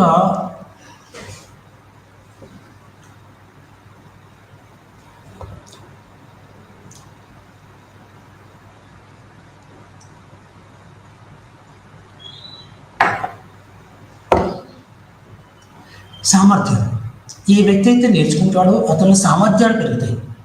ఒక వస్తువు తయారు కావచ్చు, ఒక లెక్చర్ కావచ్చు, ఒక టీచర్ కావచ్చు, ఒక విద్యార్థి కావచ్చు. ఒక విద్యార్థి ఎప్పుడైతే నేర్చుకుంటూ ఉంటాడో అతని సామర్థ్యం పెరుగుతుంది. ఆప్టిట్యూడ్లో మొదలైన ఆప్టిట్యూడ్ అంటే మన మైండ్కి సంబంధించిన ఆప్టిట్యూడ్, లెక్కలు వేయడం, తీసి వేయడం, తర్వాత దానికి పరిష్కారం, సమస్య వస్తే ఆ సమస్యకు పరిష్కార మార్గాలు కనుగొనడం. సాంస్కృతిక సంస్కృతి, ప్రతి ఒక్క వ్యక్తి సంస్కృతి అంటే తెలంగాణ సంస్కృతి వేరు. తెలంగాణ సంస్కృతి బోనాలు, బతుకమ్మ ఈ రెండు సంస్కృతి. ఒక్కో రాష్ట్రంలో, ఒక ప్రదేశంలో, ఒక దేశంలో వివిధ రకాలైన సంస్కృతి ఉంటాయి. ఆ సంస్కృతిలో నేర్చుకుని ఉంటాయి. ఒక హిందువు ముస్లిం వెళ్తే అక్కడ ఐదు పూటలు నమాజ్ చేయాలి. ఒక హిందువు కన్వర్ట్ అయ్యి క్రిస్టియన్ అయితే ఆ యొక్క ఆ యొక్క ఆ యొక్క విధానాన్ని నేర్చుకోవాలి. అయితే దీని యొక్క విధానంలో మనం ఏం చేస్తున్నామో, ఎలా చేస్తామో తర్వాత చేస్తాను క్లాస్లో. అయితే దీని గురించి మనం తెలియచేసుకోవాలి. కాబట్టి కాబట్టి అభ్యాసం అనేది అభ్యాస సామగ్రి కూడా ఉండాలి. అభ్యాస సామగ్రి అంటే ఒక వ్యక్తి చేసుకునే పెన్ను, పెన్సిల్, పుస్తకము ఇవన్నీ దగ్గర ఉండాలి. అప్పుడే వాటి గురించి మనం చెప్పడానికి ఉంటుంది. ఒక ఒక ఉపాధ్యాయులు, తల్లిదండ్రులు మరియు తోటి విద్యార్థుల సమూహాలతో సంబంధం. ఒక ఉపాధ్యాయుడు ఒక స్టూడెంట్లు ఉపాధ్యాయుడితో సంబంధం ఉంటే, అతనితో కలిసి ఉంటే అతను ఒకసారి లేకపోతే ఇంకొకసారి మనకు చెప్పగలరు. తల్లిదండ్రులు కూడా అభ్యాసకురాలే. ఒక తల్లిదండ్రులు తమ యొక్క కొడుకులను, కూతుర్లను, పిల్లల్ని వాళ్ళని ఒక సరైన మార్గంలో పెట్టడానికి ఉంటారు. తోటి విద్యార్థుల సమూహాలు ఎప్పుడైతే స్నేహం చేస్తామో, ఎప్పుడైతే తోటి విద్యార్థులు మనం ఉంటామో అప్పుడు మనం కూడా చక్కగా నేర్చుకోవడానికి ఆస్కారం. ఒక మంచి ఫ్రెండ్షిప్లో అతను మనకు కావాల్సిన విషయాన్ని నేర్చుకోగలుగుతాము. అభ్యాస సిద్ధాంతాలు. అభ్యాస ప్రక్రియ ఎలా మరియు ఎందుకు జరుగుతుందో వివరించడానికి అనేక మంది మనస్తత్వవేత్తలు ప్రయత్నించారు. సైకాలజిస్టులు ఆ వ్యక్తులు ఎలా పనిచేస్తున్నారు, ఎందుకు అయింది, ఎన్నో రకాలుగా మనుషులను వాళ్ళు పరీక్షించారు, చేసి నిర్ణయాలు తీసుకొని ఆ యొక్క సమస్యలకు పరిష్కార మార్గాలు చూపించారు. జంతువులు మరియు మానవులపై అనేక ప్రయోగాలు జరిగాయి. పరిశోధకులు అభ్యాస సిద్ధాంతాలు రూపాన్ని తీసుకున్న కొన్ని నిర్ణయాలకు వచ్చారు. అభ్యాస పద్ధతులు వివరించి అనేక సిద్ధాంతాలు ఉన్నాయి. అందులో ఒకటి ట్రయల్ మరియు ఎర్రర్ అభ్యాస సిద్ధాంతం. ట్రయల్ అంటే ఒకసారి చేసి చూపిస్తాడు, ఇలా కాదు, ఇలా ట్రయల్ ఇస్తాము. బౌలింగ్ వేస్తే ఒక ట్రయల్ బాల్ అంటే ఒక బాల్ వేసేయి అంటాడు. అలాగే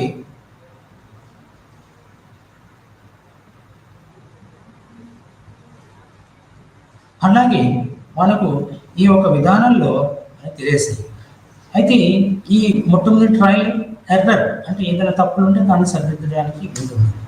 క్లాసికల్ అభ్యాస సిద్ధాంతాలు. క్లాసికల్ అంటే సాంప్రదాయంగా పూర్వకాలం నుంచి వచ్చిన పద్ధతుల ద్వారా వీటిని నేర్చుకుంటారు. ఆపరేటింగ్ కండిషనింగ్ అంటే ఒక మిషన్ని ఆపరేట్ చేస్తే దాన్ని చేసే పద్ధతులు చేయకపోతే అది ఆగిపోతుంది. ఎక్కువ చేసినా తక్కువ చేసినా కాకుండా మంచిగా మీడియంగా ఆ చేయాల్సిన విధానంతోనే ఆ మిషన్ ఆపరేట్ చేస్తే ఎలాగైతే ఉంటుందో అలాగే వ్యక్తులు కూడా ఆపరేట్ చేయడం జరుగుతుంది. అభిజ్ఞ అభ్యాస సిద్ధాంతాలు. అభిజ్ఞ ఏవైతే ఇష్టపూర్వకంగా ఉంటాయో వాటి అభ్యాసం చేస్తుంటామో అప్పుడు చేస్తారు. a+b స్క్వేర్ ఇలా ఎలాగైతే రేఖాగణితంలో నేర్చుకుంటామో అలాగే సామాజిక అభ్యాసం మొదలైనవి విషయాలు. అంటే ఒకటి ట్రయల్ మరియు ఎర్రర్ అభ్యాస సిద్ధాంతాలు, 2 క్లాసికల్ అభ్యాస సిద్ధాంతాలు, 3 ఆపరేటింగ్ కండిషన్ సిద్ధాంతాలు, తర్వాత 4 అభిజ్ఞాన అభ్యాస సిద్ధాంతాలు మరియు సామాజిక అభ్యాస సిద్ధాంతాలుగా చెప్పవచ్చు. ఇక్కడ కండిషనింగ్ థియరీ. కండిషన్ అంటే ఇంతవరకు టైం ఉంటుంది, 3 నెలలు, నెల రోజులు, 15 రోజులు, వారం రోజులు, ఒక రోజు. అయితే కండిషన్ అనే పదానికి అర్థం శిక్షణ లేదా అలవాటు పడ్డం. కండిషనింగ్ అనడానికి శిక్షణ లేదా అలవాటు పడ్డం. ఒకసారి మనిషి నేర్చుకోవడం అలవాటు పడ్డాడు అనుకో అంతే. ఉదయం 5ంటికి రావాలంటే ఒకసారి 5:30, 6 అవుతుంటుంది, లేట్ వస్తుంది. కానీ అట్లాగే పనిష్మెంట్ లేకపోతే చెప్తే అతను కరెక్ట్గా సమయానికి వస్తాడు. శిక్షణ లేదా అలవాటు పడ్డం, అలవాటు చేసుకోవడం. అంటే నేను కూడా ఇక్కడ ఈ క్లాసులు చెప్పడం అలవాటు పడ్డాను. ముందు ఇక్కడ తీసుకోవడం మొదలుపెట్టిన దగ్గర నుంచి ఇప్పుడు నాలో చాలా మార్పులు వచ్చాయి. అంటే ఉన్నదానికి సమయానుకూలంగా ఎలా చెప్పాలో అది నేర్చుకున్నాను. ఆ తర్వాత అనే ప్రక్రియ ఉంది. స్వీయ ప్రయత్న ప్రక్రియ. స్వీయ తనకు తానుగానే ప్రయత్నం చేయాలి. నేను కూడా కొన్ని ప్రయత్నం నేర్చుకోవాలి. అసలు ఉద్దీపనను కొత్త దానితో భర్తీ చేసి దానితో ప్రతిస్పందన, కొత్త విషయాలు, కొత్త విధానాలు చేయడం అనుసంధానిస్తుంది. కండిషనింగ్ 2 రకాలు, క్లాసికల్ కండిషనింగ్, ఆపరేటింగ్ కండిషనింగ్ అనేవి 2 రకాలు. ఒకటి క్లాసికల్ కండిషనింగ్, రెండు ఆపరేటర్ కండిషనింగ్.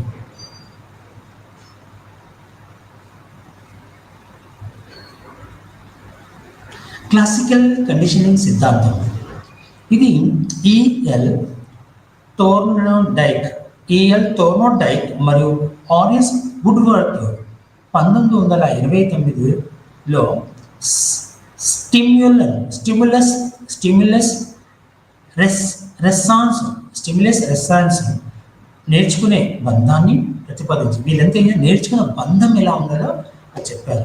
సిద్ధాంతం ప్రకారం ఒక ఉద్దీపన దాని ప్రతిస్పందనలో అనుసంధించడానికి ఉంటుంది. ఉద్దీపన అంటే దాన్ని చేయాలి, నెరవేర్చాలి. ఎస్ఆర్ మధ్యతగా ఈ బంధాలు మోటారు, గ్రహణ శక్తి, భావోద్వేగ మరియు సంభావితంగా ఉండవచ్చు, మరి వ్యవస్థలుగా నిర్వహించబడతాయి. తర్వాత కండిషనింగ్.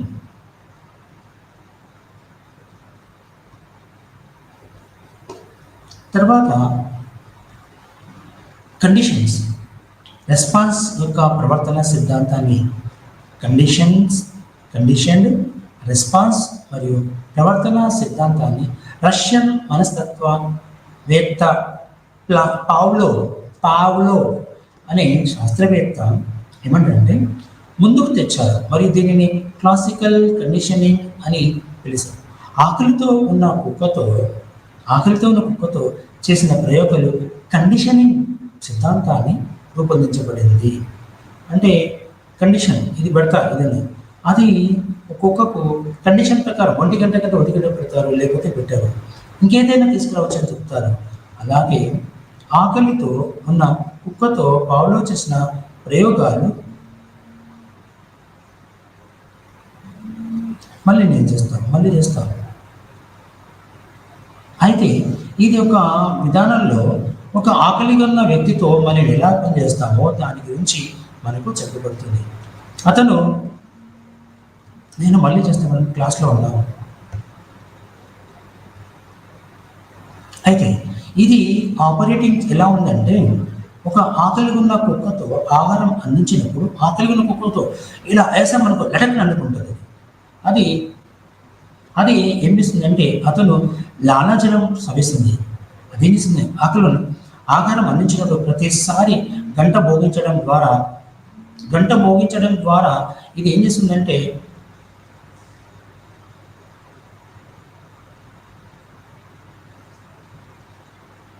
మోగించడం ద్వారా ఏమవుతుందంటే ప్రతిసారి గంట మోగించడం ద్వారా అతను తన ప్రయోగాలను ప్రారంభించాడు. అతను చాలాసార్లు అదే పునరావృతం చేశాడు. చివరిగా అతను ఆహారాన్ని అందించకుండానే గంట మోగించాడు. అప్పుడు కుక్క మోగుతున్న గంట యొక్క ఉద్దీపనకు లాలాజలం శ్రమించడం ద్వారా ప్రతిస్పందన కండిషన్ చేయబడిందని కనుగొన్నాడు. అంటే ఒక కుక్కకి సమయానుకూలంగా అతను గంట మోగించినప్పుడు కుక్కకు ఏదో తినడానికి ఇస్తున్నాడు. ఒకసారి ఏం చేశాడు, నా కుక్క ఒక గంట మోగించినప్పుడు కుక్క వస్తుంది. ఆ శబ్దానికి విని అరే నాకు భోజనం ఏదైనా తినడానికి పెడతాడని ఆలోచనతో వచ్చేది. ఆ తర్వాత ఒకసారి గంట మోగింది కానీ తినడానికి ఏం లేదు, కండిషన్ అని. అంటే ఆ టైంకు వస్తేనే మనకు భోజనం ఉంటుంది. మనం కొన్ని చోట్ల క్యాంటీన్లోకి వెళ్తే మన టైం నుంచి మన టైం భోజనం అంటాడు. ఆ తర్వాత వెళ్తే భోజనం గేట్ క్లోజ్ చేసేస్తాడు, అది మూసేస్తారు. ఇక్కడ బలహీనమైన ఉద్దీపన అంటే బలమైన గంట కొడితేనే గంట కొట్టినప్పుడు క్లాస్కి వెళ్తాం. గంట ఏంటంటే ఒకసారి ఒక లెక్చర్ ఇంకో క్లాస్కి వెళ్తాడు, ఇక్కడ పిల్లలు ఇంకో క్లాస్ నుంచి ఒక క్లాస్కి వెళ్తారు. బలమైన ఉద్దీపన ఆహారం ఇక్కడ నేర్చుకోవడం, మంచి క్లాస్లో నేర్చుకోవడం, ఆహారం ముడిపడి ఉంటుంది. కాబట్టి కుక్క బలమైన ఉద్దీపనతో అనుసంధానించబడిన ప్రతిస్పందనను బదిలీ చేయగలదు. ఈ ప్రయోగాలతో కండిషన్ స్టిమ్యులస్ షరతులు లేని ప్రతిస్పందన లాలాజలం కండిషన్డ్ రెస్పాన్స్ ఆహారం లేనప్పుడు లాలాజలం వంటి పదజాలాన్ని అభ్యాసంలో ప్రవేశపెట్టారు. అయితే పావ్లో పరిశోధన మానసిక శారీరక స్వభావానికి పరిమితం చేయబడింది. ఉదాహరణకి ఒక చిన్న పిల్లవాడు ఎటువంటి భయం లేకుండా చిన్న పిల్లిని తాకవచ్చు.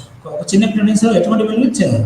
పిల్లిని తాకిన ప్రతిసారి ఎవరైనా అరుస్తుంటే క్రమంగా పిల్లవాడు దాన్ని తాకడానికి భయపడతాడు.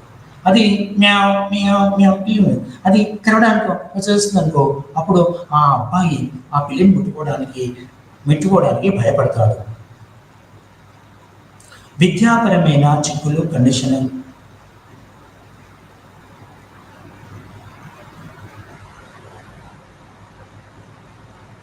విద్యాపరమైన చిక్కులు కండిషనింగ్ సిద్ధాంతం అన్ని రకాల అభ్యాసాలను వివరించదు. అయినప్పటికీ ఈ సిద్ధాంతం ద్వారా విషయాలను నేర్చుకోవడంలో పునరావృతం చాలా విలువైనదని మనం అర్థం చేసుకోవచ్చు. కసరత్తు అవసరం, కానీ అది అర్థవంతంగా మరియు ప్రేరేపించేదిగా కూడా ఉండాలి.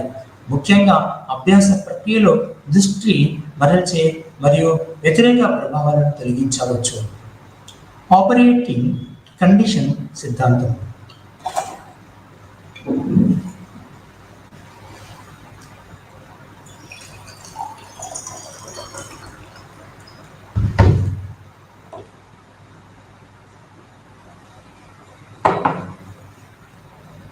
ఆపరేటింగ్ కండిషనింగ్ సిద్ధాంతం ఈఎల్ టోర్నోడైక్ ఎస్ఆర్ ప్రవర్తన పరిణామాల ప్రతిస్పందనలు లేదా ప్రవర్తనలు బలహీనపడతాయని లేదా బలపడతాయని పేర్కొన్నాడు.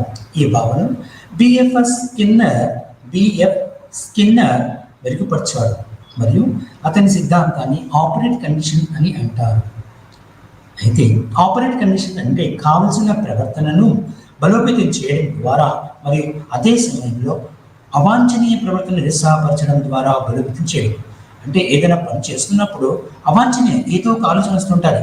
ఇప్పుడు నేను క్లాస్ చెప్తుంటే ఏదో ఫోన్ వచ్చింది, అదంతా అవాంఛనీయం. అప్పుడు ఇక్కడ స్కిన్నర్ ఆపరేటింగ్ కండిషన్ సూత్రాలపై చాలా పరిశీలన చేశాడు. ఈ సూత్రాలను పరిశోధనలో మరియు క్లినికల్ మరియు చికిత్స సెట్టింగ్లలో విస్తృతంగా ఉపయోగం. చికిత్స అంటే ఒక రోగం వచ్చింది, ఆ రోగిని తగ్గించడానికి వివిధ రకాల మందులు ఇస్తారు. మారకపోతే తగ్గకపోతే ఇంకో రకాల మందులు ఇస్తారు. అలాగే ప్రాథమికంగా స్కిన్నర్ ప్రవర్తనను మార్చడానికి రిన్సోర్నల్ ఉపయోగించాడు. అతను స్కిన్నర్ బాక్స్ అనే అభ్యాస ఉపకరణ పెట్టెను సూచించాడు.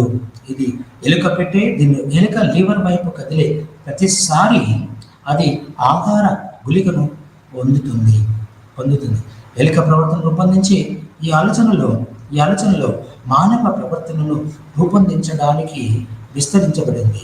ప్రవర్తన యొక్క మార్పును సాధించడానికి సమగ్రమైన ఈ ప్రయోగంలో కీలకమైన భాగాలు సమయం మరియు స్థిరత్వం.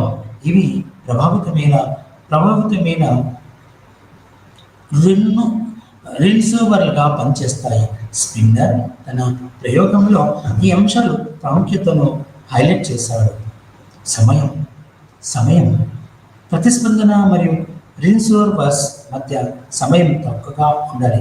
ఏదైతే చేస్తున్నాడో వాటిద్దరి మధ్యలో సమయం తక్కువగా ఉండాలి. ఎలుక లీవర్ వైపు కదిలిన వెంటనే దానికి ఆహార గుళిక అందకపోతే ఆ ప్రవర్తన పునరావృతం కాదు. దానికి కావాల్సిన ఆహారం ఎలుక ఒకవేళ బోన్లో ఉంటే దానికి కావాల్సిన ఆహారం దొరకకపోతే అది పునరావృతం కాదు.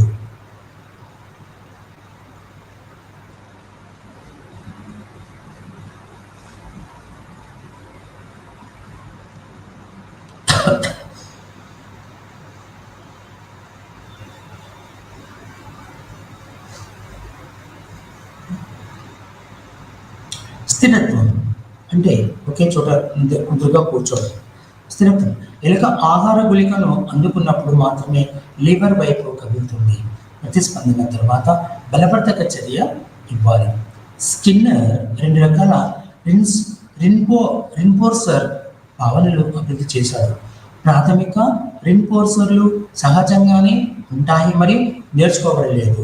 ఆహారం, వెచ్చదనం, లైంగిక సంతృప్తి ఇవనేది ప్రాథమిక చెప్తున్నాడు. మరియు బాహ్యంగా అందించబడే ద్వితీయ రిన్ఫోర్సర్స్ ఉద్దీపనలు ఇంకా బిఎఫ్ స్కిన్నర్ ప్రవర్తనను రూపొందించడానికి సానుకూల ఉపబల బహుమతులు మరియు ప్రతికూల ఉపబల శిక్ష అనే పదాలు ఉపయోగించాడు. అంటే సానుకూలంగా ఏదైనా ఉంటే వాళ్ళు బహుమతులు ఇస్తాడు, చెప్పితే వినకపోతే శిక్షిస్తాడు.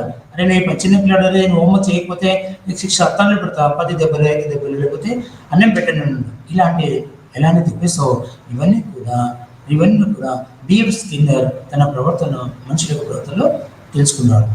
జంతువులకు శిక్షణ ఇవ్వడానికి షేపింగ్ సాధారణంగా ఉపయోగిస్తున్నప్పటికీ ఇది మానవ ప్రవర్తన సవరించడంలో ఉపయోగకరమైన అభ్యాసం సాధనం కూడా. ఎప్పుడైతే జంతువులకు ట్రైనింగ్ ఇస్తామో, కుక్కలకు ట్రైనింగ్ ఇస్తాము అంటే పసిగడుతుంది దొంగ ఎవరు, ఏంటిది, ఎలా వెళ్ళాలా, ఎలా పరిగెత్తాలా అనే జంతువులు మనం ఎట్లా ట్రైనింగ్ ఇస్తామో అలాగే మానవ ప్రవర్తనను సవరించడం కూడా అభ్యాస సాధన కూడా ఉపయోగపడుతుంది. విద్యాపరమైన చిక్కులు. ఆపరేటింగ్ కండిషనింగ్ సిద్ధాంతం ప్రకారం విద్యార్థులకు బహుమతులు ఇవ్వడం వల్ల విద్యార్థుల ప్రవర్తన బలోపేతం అవుతుంది. ఎప్పుడైతే విద్యార్థి చదువుతుంటే ఎస్ యువర్ గుడ్, నువ్వు బాగా చదువుతున్నావు, ఇదిగో నీకు ఒక ప్రైజ్ ఇస్తున్నావు అంటే అప్పుడు పొంగిపోతాడు. దాని విలువ కంటే ₹10 బహుమతి అని కాదు, బహుమతి ఇచ్చాడని ఆ బహుమతి వల్ల అతనిలో మార్పులు వస్తాయి. సానుకూల బలపరిచి వాటిని ఉపయోగించడం ద్వారా కావలసిన ప్రవర్తనను వదిలిపెట్టవచ్చు. అంటే విద్యార్థుల్లో వాళ్ళకి తగ్గట్టుగా పనిష్మెంట్ ఇచ్చినప్పుడు పనిష్మెంట్, మంచిగా ఉన్నప్పుడు వాళ్ళకి బహుమతులు ఇవ్వడం చేయాలి. మూడవది అభిజ్ఞ అభ్యాస సిద్ధాంతం.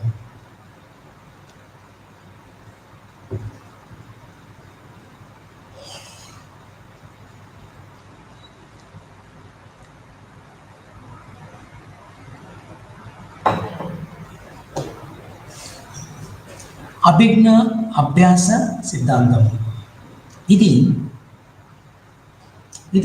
మునుపటి రకాల అభ్యాస ప్రవర్తనలో అభ్యాసం ఉద్దీపనలు మరియు ప్రతిస్పందనల అనుబంధం పరంగా వివరించబడింది.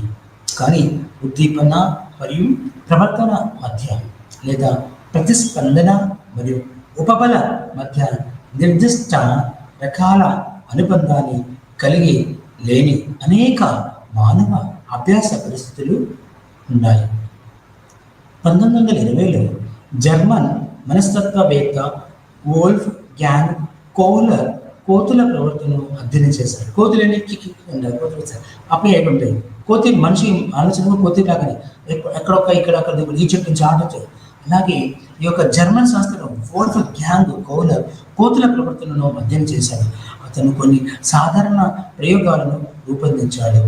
ఇది అంతర్దృష్టితో కూడిన అభ్యాసం, అంతర్గత లోపల ఆలోచనతో చేయబడిన అభ్యాసం అని కూడా పిలువవచ్చును. అభ్యాసం సంబంధం మొదటి అభిజ్ఞా సిద్ధాంతంలో ఒకదాన్ని అభివృద్ధికి దారితీసింది. కోహ్లర్ ప్రకారం కోహ్లర్ ఒక చింపాంజీను బోన్లో ఉంచి దానిలో కావలసిన ఒక పండు ముక్క అమర్చి తరచుగా అరటిపండు బోను వెలుపల అందుబాటులో లేకుండా ఉంచాడు. పండును పండును పొందడానికి జంతువు సమీపంలోని వస్తువును సాధనంగా ఉపయోగించాల్సి వచ్చేది. సాధారణంగా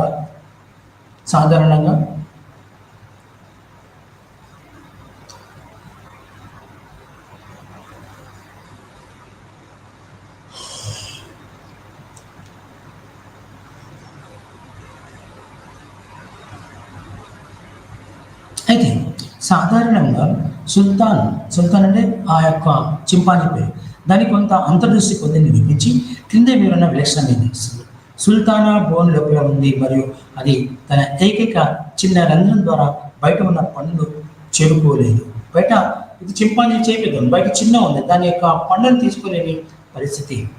అయితే ఒక వస్తువు యొక్క వైపున 2 మీటర్లు మరియు తురుముతో సమాంతరంగా ఉంచి సుల్తానా 2 కర్రలతో చిన్నదానితో పండును చేరుకోవడానికి ప్రయత్నిస్తుంది. విజయవంతం కావడంతో అతను తన బోన్లోని నుండి తీగ అకస్మాత్తుగా తన కర్రను తాను సాయంతో పొడవైన కర్రను లాగుతాడు. పొడవైన కర్రను ఉపయోగించి అతడు పండును చేరుకుంటాడు. సుల్తానా ప్రవర్తనలో అంతర్లీనంగా ఉన్న అభిజ్ఞా ప్రక్రియలను కోహ్లర్ అంతర్దృష్టిని అని పిలుస్తాడు. గతంలో ఒకదానికొకటి స్వతంత్రంగా కనిపించిన వివిధ అంశాల మధ్య సంబంధం గురించి అకస్మాత్తుగా అవగాహన చేయబడుతుంది. అయితే మనకున్న ప్రదర్శనలో ఇవి ఏమవుతుందంటే ఒక 10 నిమిషాల తర్వాత చేస్తాం, 10 నిమిషాల తర్వాత చేస్తాం, ప్లీజ్ క్లాస్ అయిపోయింది. అయితే ఈ యొక్క విధానంలో చింపాంజీ పనితీరులోని కొన్ని అంశాలు స్కిన్నర్ ఎలుకల పనితీరుకు భిన్నంగా ఉంటాయి. ఒక విషయం ఏమిటంటే చింపాంజీకి నచ్చిన పరిష్కారం క్రమంగా ట్రయల్ అండ్ ఎర్రర్ ప్రక్రియ ఫలితంగా కాకుండా అకస్మాత్తుగా వచ్చింది. అలాగే కోహ్లీర్ చింపాంజీ తన నేర్చుకున్న దానిని ఒక కొత్త పరిస్థితికి సులభంగా బదిలీ చేయగలదు. చింపాంజీ చెప్తే నేర్చుకుంటున్న సౌకర్యం చేయలేదు. ఉదాహరణకు ఒక సందర్భంలో సుల్తానాను బోనులో పెట్టలేదు, కానీ కొన్ని అటిపనున్నదని చేరుకునేంత ఎత్తులో ఉంచారు. సమస్యను పరిష్కరించడానికి సుల్తానా తన చుట్టూ చెల్లాచెదురుగా ఉన్న కొన్ని పెట్టెలను పేర్చాడు. ప్లాట్ఫామ్ ఎక్కి అట్టి పనులను పట్టుకున్నాడు. సుల్తాన్ అనే చింపాంజీ ఏం చేసిందంటే దూరంగా ఎత్తులో పెడితే దాన్ని ఎత్తుకోవడానికి కొన్ని వస్తువులు పేర్చి ఆ వస్తువులపై ఎక్కి ఆ యొక్క అట్టి పనులను అందుకున్నది. అట్టి పనులు పట్టుకున్నాడు. అంటే నేర్చుకోవడం జరుగుతుంది. అంటే ఆ వస్తువుని పట్టడానికి నేర్చుకోవడం జరుగుతుంది. ప్లాట్ఫామ్ ఎక్కి అట్టి పనులను పట్టుకున్నాడు అంటే నేర్చుకోవడం జరుగుతుంది. లేదా సమస్య ట్రయల్ అండ్ ఎర్రర్ ద్వారా కాకుండా అకస్మాత్తుగా పరిష్కరించబడుతుంది.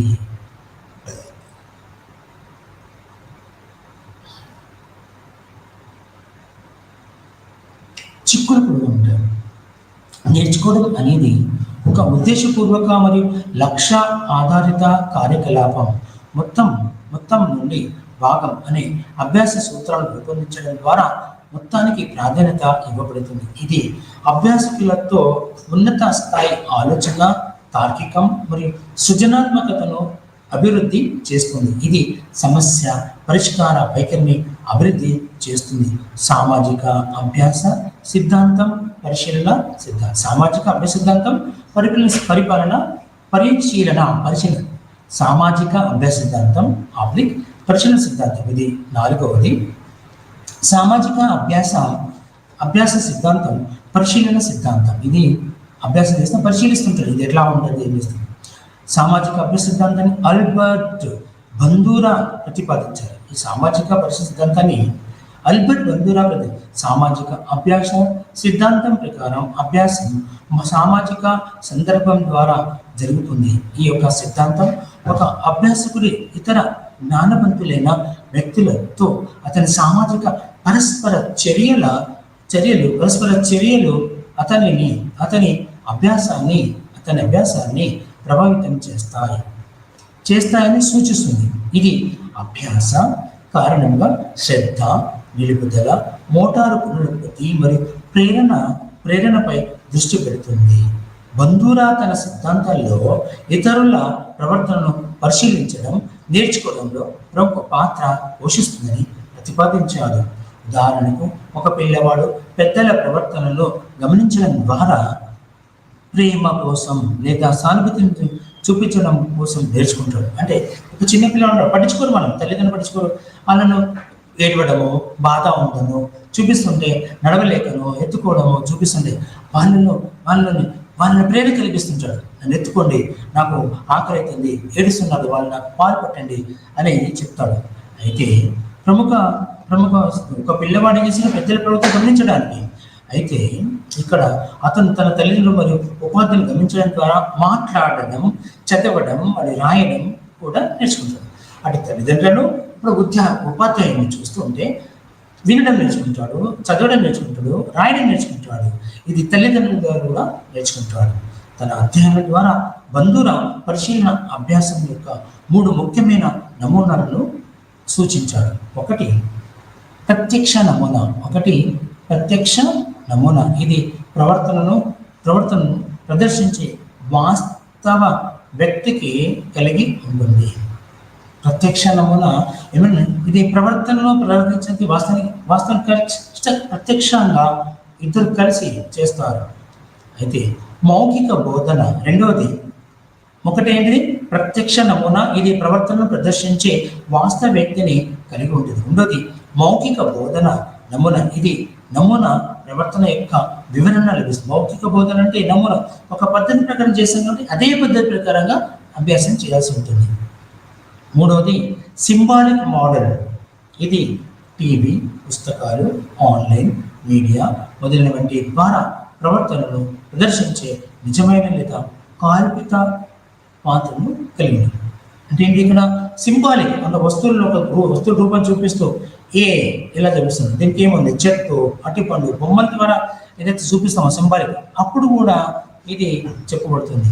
అయితే online symbolic version, online media మొదలైన వాటి ద్వారా ప్రవర్తనను ప్రదర్శించే నిజమైన లేదా కల్పిత పాత్రను కలిగి ఉంటుంది.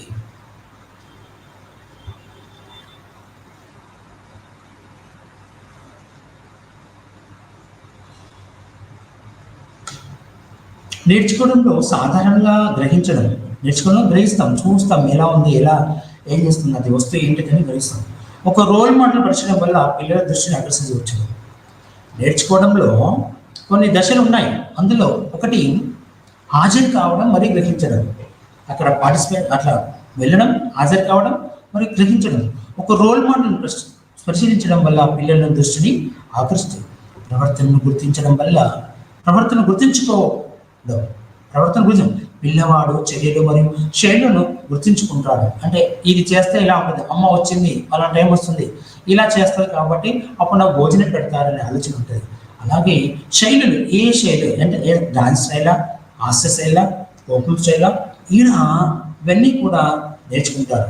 మూడోది జ్ఞాపక శక్తిని చర్యలుగా మార్చి జ్ఞాపక శక్తి ఈరోజు చెప్పిన పాఠం మళ్ళీ ఎప్పుడైనా అడిగితే వాడు చెప్పగలిగిన అంత జ్ఞాపక శక్తిని నేర్పుతుంది. పిల్లవాడు రోల్ మోడల్ను అనుసరిస్తాడు.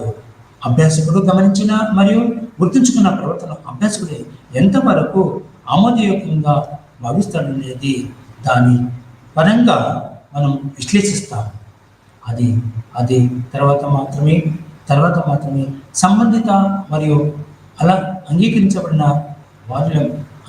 వారి తద్వారా నమూనా ప్రవర్తన గుర్తుంచుకోవడం పిల్లవాడు మరియు చిన్న. అలాగే జ్ఞాపక శక్తి అనేది చాలా ముఖ్యం. మనిషి ఆ తర్వాత మాత్రమే చర్యగా రూపొందించదు. అంటే ఏదైతే చేస్తాడో దాని తర్వాత ఎలా చేయాలి అనేది జ్ఞాపక శక్తి గుర్తు చేసుకుంటాడు. అరే ఏది ఇలా ఉంది. తద్వారా నమూనా ప్రవర్తనను గమనించిన సంబంధిత మరియు అంగీకరించబడిన అంశాలను అభ్యాసకుడు అనుకరిస్తాడు. చేసుకోగలిగేవాడు ఎలా చూడుతున్నాడు, ఎలా పడుకుంటున్నాడు, ఎలా చేస్తున్నాడు అని, ఎలా నడుస్తున్నాడు, ఎలా పరిగెత్తుతున్నాడు చూసి నేర్చుకుంటారు. అనుకరించిన ప్రవర్తన బలోపేతం చేయడం. అతన్ని ఏదైతే పోయేలో అదే దారిలో వెళ్ళి మనం చేయడం. అనుకరించడం, ఆ వ్యక్తి ఎలా మాట్లాడుతున్నా అలా మాట్లాడడం, ఎలా చేస్తా ఎలా డాన్స్ చేస్తే అలా చేయడం. అదే అనుకరణ. మరియు అనుకరించిన ప్రవర్తనను బలోపేతం చేయడం. పిల్లవాడు తనను తాను ఒక మోడల్ చరిత్రలోకి మార్చుకోవడానికి ప్రయత్నిస్తాడు. అభ్యాసకుడు అనుకరించిన మోడల్ యొక్క ప్రవర్తనను సరైన దత్తత మరియు తదుపరి కొనసాగింపు కోసం దత్తత అంటే నేను చేస్తున్న పని నా అధికారాన్ని ఇంకొకరికి ఇచ్చేయడమే అధికార దత్తత అంటారు. అప్పుడు నేను లేనప్పుడు ఆ వ్యక్తి, నేను తీసుకున్న వ్యక్తి ఈ యొక్క కళాశాలకి పనిచేస్తుందని చెప్పవచ్చు.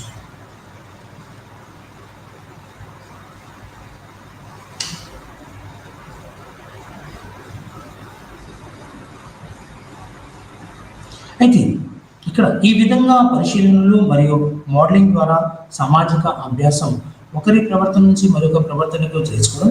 ఈ పరిశీలన ప్రభావం అతని పర్యావరణం, ప్రేమ కోసం ద్వేషం, సావాసం, స్నేహం లేదా ఏకాంత వ్యక్తీకరణ గ్రహించబడినది. అయితే ఇక్కడ ఈ ఒక విధానంలో ఏమవుతుంది, ప్రేమ, ఒకరి మధ్య ఒకరి ప్రేమ, ఒకరింటే ఒకరి ఇష్టం, ఇలా కోపం, తనంటే తను పసరపడదు, ద్వేషం, అతను ఇది ఎలా ఉంది అనే ద్వేషం వ్యక్తలేపుతాడు. సహవాసం, ఒకరితో ఒకరు సహవాసం చేస్తే స్నేహం లేదా ఏకాంత వ్యక్తిగత స్నేహం అవుతుంది. అప్పుడు మంచి దోస్తు ఇస్తాడు. ఇది అతని పరిశీలనకు మరియు ప్రవర్తనకు సమిష్టిగా వ్యక్తపరుస్తుంది. ఈ చర్యాన్ని మనం తెలుసుకుందాం.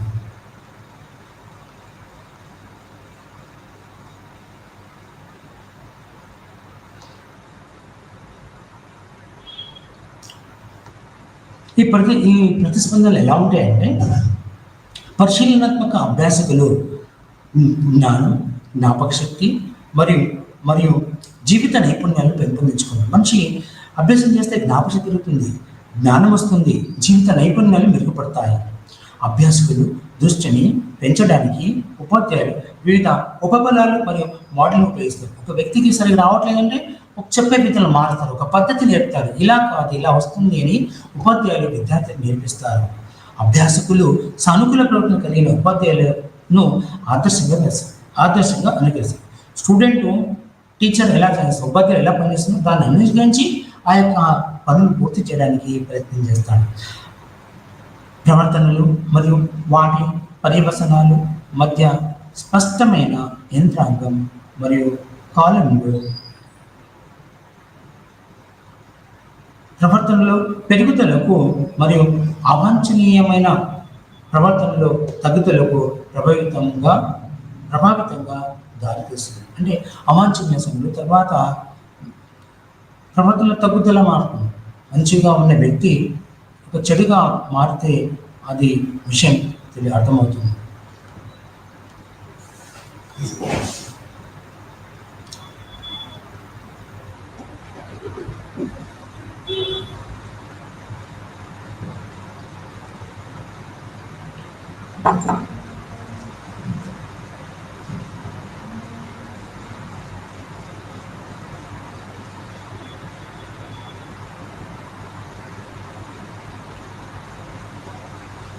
ముగింపు. అభ్యాసం అనుభవం ద్వారా ఉత్పన్నమయ్యే ప్రవర్తనలో శాశ్వత మార్పులకు కారణమవుతుంది. అత్యంత సార్వత్రిక అభ్యాస రూపాల్లో ఒకటి పుట్టుకతో ఉండి ఉద్దీపనకు నిర్మించబడిన ప్రతిచర్య. అభ్యాసం ద్వారా ప్రతిస్పందన మొదటి ప్రతిస్పందన కారణం ఒక ఉద్దీపనకు జత చేయబడుతుంది. పావులో కుక్క నోటితో ఆహారం ఉండటం వల్ల కలిగే లాలాజలం ప్రతిచర్యలో శబ్దానికి ప్రతిస్పందించిందని నేర్పినప్పుడు ఈ ప్రక్రియ ప్రదర్శించబడింది. ఈ రకమైన అభ్యాసాన్ని క్లాసికల్ కండిషన్ అంటారు. స్కిన్నర్ చేసిన మరొక రకమైన కార్యకలాపాలు దీనిలో జీవులు ఉద్దీపనకు ప్రతిస్పందనగా కాకుండా వాటి చుట్టూ ఉన్న ప్రపంచంపై పనిచేసే స్వీయ ఉత్పత్తి మార్గంగా పాల్గొంటాయి. ఆపరేటింగ్ కండిషన్లో ఉపపన్నమే బహుమతి నియమం ఏమిటంటే బహుమతి ద్వారా బలోపేతం చేయడం. ఆపరేట్ ప్రవర్తన పునరావృతం అవుతుంది. అందుకే ఆపరేట్ ప్రవర్తన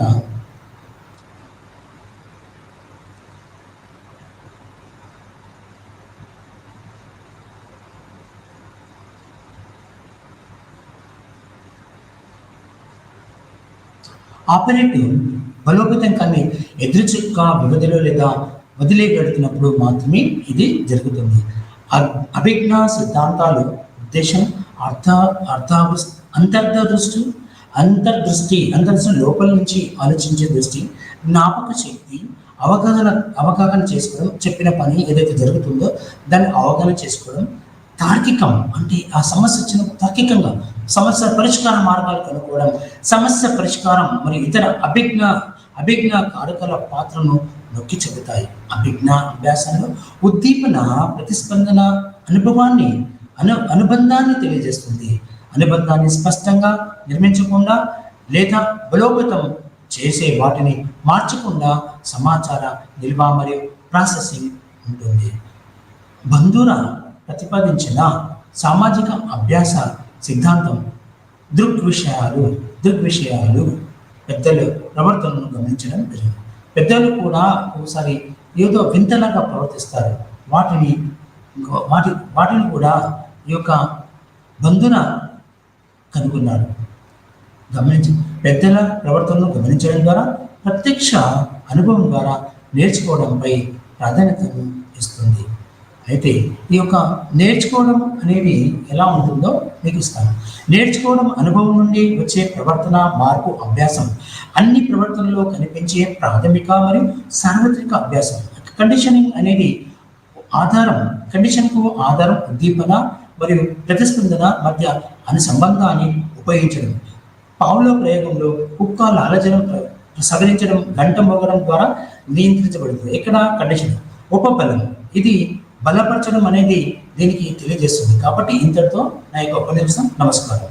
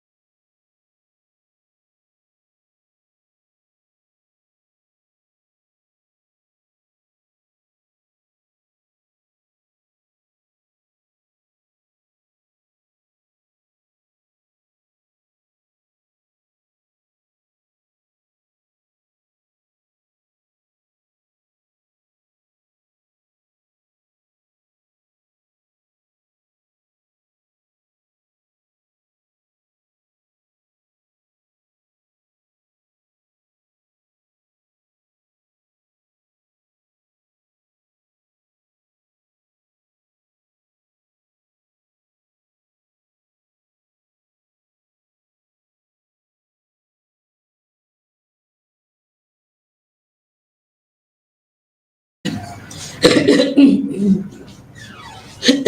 afternoon, নমস্কাৰ। আজি আমি BPYC 132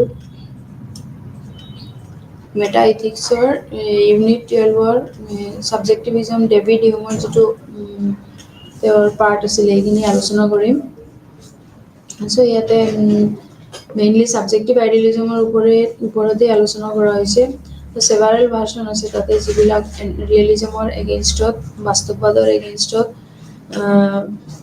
ফিলচফাৰ দাৰ্শনিকসকলে বহুত কেইটামান তৰ্ক বিতৰ্ক কৰিছিলে আৰু কিছুমান এইবিলাক কেইটামান পইণ্ট তেওঁলোকৰ ছাবজেক্টিভ আৰু কেইটামান অবজেক্টিভ হৈ আছিলে।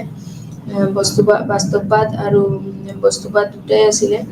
চ' মৰেল যিবিলাক ছাবজেক্টিভিজম এইখিনিত মেইনলি মৰেল ফেক্টছ এইটো আলোচনা কৰা হৈছিলে আৰু তাতে কিছুমান বস্তু আছে যিবোৰৰ মেণ্টেল এক্টিভিটি এইবোৰৰ লগতে ইনক্লুড হৈ আছে। এইবিলাক may be good or may be bad, ভালো কিছুমান পইণ্টছ আছিলে যিবোৰ একচেপ্ট কৰা হৈছিলে আৰু কিছুমান আছিলে যিবোৰ ক্ৰিটিচিজমত গুচি গৈছিলে। চ' বেলেগ ফিলচফাৰসকলে এইটোতে ক্ৰিটিচাইজ কৰিছিলে। চ' এইটো চেপ্টাৰত মেইনলি পইণ্টছবিলাক আছে।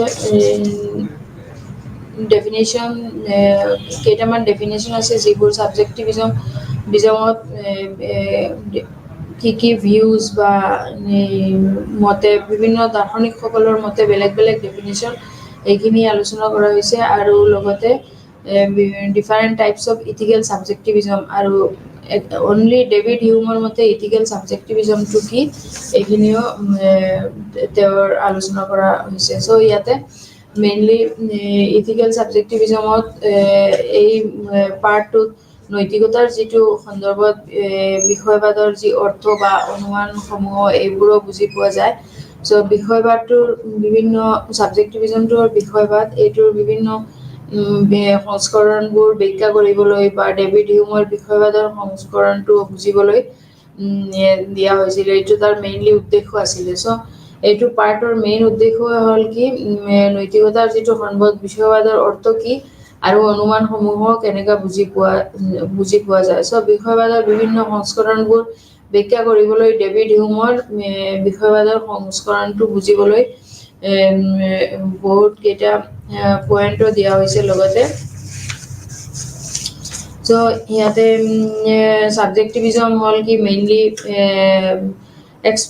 এক্সপ্লিকেট কৰা ডিফাৰেণ্ট ভাৰ্চন অফ ছাবজেক্টিভিজমৰ আৰু বিষয়বাদটো হ'ল এনেকুৱা এটা বস্তু যি নলেজৰ মেইনলি কি হ'ল নলেজটোৱে হ'ল নলেজৰ ওপৰতে বিষয়বাদত বেছিকৈ গুৰুত্বপূৰ্ণ দিয়া হৈছে আৰু তাতে কিবা বেলেগ এক্সটাৰ্নেল অথবা অবজেক্টিভ ট্ৰুথ এইবোৰ কোনো বস্তু নাই মেইনলি তাতে। চ' কিছুমান বস্তু আছে যেনেকৈ পিপুল যেতিয়া অফেন ৱণ্ডাৰ এবাউট কিছুমান মানুহবোৰ যেতিয়া এটা পাৰ্ট যি বিষয়বাদৰ বিভিন্ন যি সংস্কৰণবোৰ হয় এইবিলাক যিটো ব্যাখ্যা কৰিবলৈ যি সকলোৰ মতে যিটো মত বেলেগ বেলেগ মত আছিলে এইখিনিক লৈও আলোচনা কৰা হৈছে যে আৰু বিভিন্ন কিছুমান বস্তু পাৰচেপচুৱেল নলেজৰ ওপৰতো ভিত্তি কৰা হৈছে। চ' একৰ্ডিং টু ইথিকেল ছাবজেক্টিভিজম এইটো নৈতিকতাৰ বিষয়বাদৰ যিটো মেইন যিটো বিষয়বাদৰ অৰ্থ এইটো হ'ল কি generally we can reduce Morrell statements. আমি যিবোৰ মানুহে আমাৰ মেণ্টেল যিবোৰ ষ্টেটমেণ্টছ আছে এইবোৰ আমি সদায় কি কৰিব লাগে যে ফেকচুৱেল ষ্টেটমেণ্টছত নিব লাগে যাতে ষ্টেটমেণ্টছবোৰ এবাউট দ্য ইণ্ডিভিজুৱেলছৰ এটিচিউড বা convention of the cultural society দুটাৰে মানে পাৰ্ট হয়। ইণ্ডিভিজুৱেলৰ ক্ষেত্ৰতো ভাল হ'ব পাৰে আৰু গ্ৰুপ অফ পিপুলছৰ ক্ষেত্ৰতো ভাল হ'ব পাৰে। চ' এই ইউনিটত মেইনলি কভাৰ কৰা হৈছে এইখিনি যে ইথিকেল ছাবজেক্টিভিজমৰ পুৰা ভাৰ্চনটো এণ্ড মেইনলি কিছুমান কুৱেশ্যনো ইয়াতে সোধা হৈছে যে what do they come from and how they are এইবিলাক ক'ৰ পৰা আহিলে বা এইবিলাক ক'ৰ পৰা তেওঁলোকে কিয় এইবিলাকৰ কুৱেশ্যনখিনি চলিউশ্যন কৰা নাই বা তেওঁলোকে কেনেকুৱা আশা কুৱেশ্যনবোৰ যিসকলৰ কাৰণে এইবিলাক কৰা হৈছে এই বস্তুবোৰ তেওঁলোকে কি কাৰণে লোৱা নাই। চ' বিভিন্ন ধৰণৰ মত আহে আৰু এতিয়া যেতিয়া এই বস্তুবোৰ ল'ৰাৰ ক্ষেত্ৰত যেতিয়া ছোৱালীৰ ক্ষেত্ৰতো গ'ল তেতিয়াও এইটো বস্তুৰ কিছুমান যিবিলাক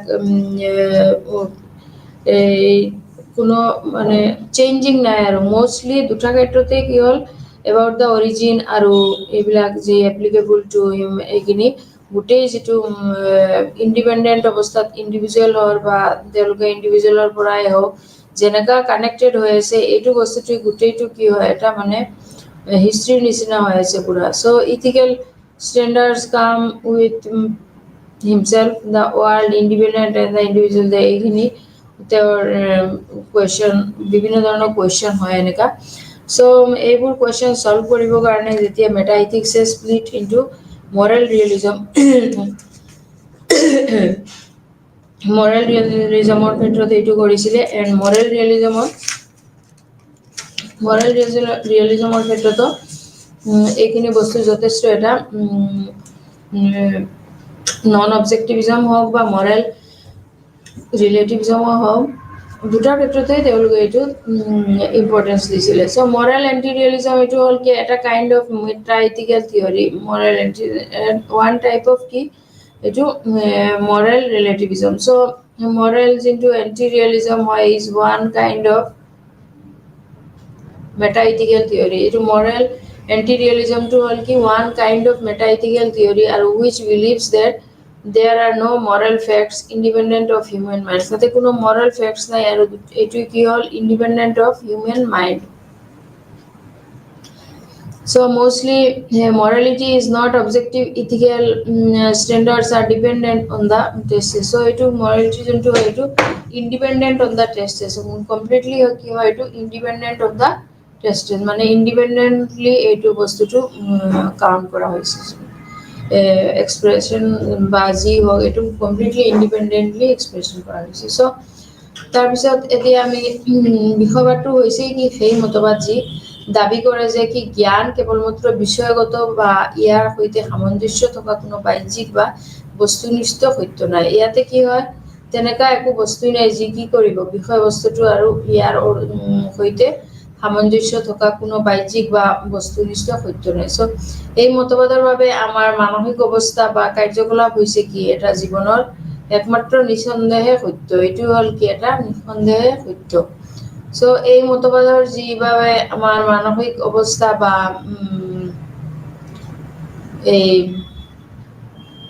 কাৰ্যকলাপ দুটাই কি হ'ল জীৱনৰ একমাত্ৰ নিঃসন্দেহে সত্য হয় এইটো দুটাই এটা নিঃসন্দেহ সত্য হয় দুই ধৰণৰ বিষয়বাদ আছে যি হ'ল কি পদাৰ্থ বিজ্ঞান বিষয়বাদ আৰু অৰ্থবিজ্ঞান বিষয়বাদ সেমলি কি হ'ল এইটো পদাৰ্থ বিজ্ঞানৰ বিষয়বাদৰ মতে এইটো নৈতিক ভেৰি বাস্তৱ যিবোৰ বস্তুৰ বাস্তৱ বুলি অনুভৱ কৰে তাৰ কোনো বিষয়ৰ ধাৰণাৰ বা জ্ঞানৰ বাহিৰে কোনো অন্তৰ্নিহিত বস্তু নাই যিটো কি হয় আমি চিম্পল লেংগুৱেজত যিটো আমি ফলছ বুলি জানো বা not accepted by some elders of the family তেতিয়া কি হ'ব কোনো বিষয়ৰ ধাৰণাগত জ্ঞানৰ বাহিৰে কোনো অন্তৰ্নিহিত বস্তু ধাৰণা আছে চ' এই বস্তুটোৰ কি হ'ল যি তাৰ ধাৰণাগত যিটো জ্ঞানৰ বাহিৰে যি অন্তৰ্নিহিত বাস্তৱৰ কোনো এইটো কানেকশ্যন নাই চ' suppose এটা এক্সাম্পল টেলিং লাই ইজ মৰেলি ৰং আমি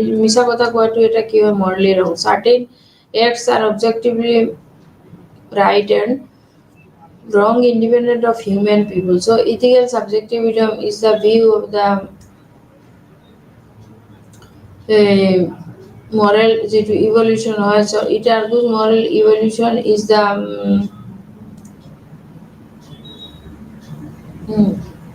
so মানসিক যোনটো অৱস্থা বা কাৰ্যকলাপ হয় এইটো জীৱনৰ একমাত্ৰ নিঃসন্দেহ সত্য হয় এই ধৰণৰ বিষয়বাদ আছে যিবিলাক পদাৰ্থ বিজ্ঞান মানে কি হয় ফিজিক্স হয় এণ্ড নৈতিক বিষয়বাদ চ' পদাৰ্থ বিজ্ঞানৰ বিষয়বাদৰ মতে বাস্তৱ হ'ল যি বিষয় এটা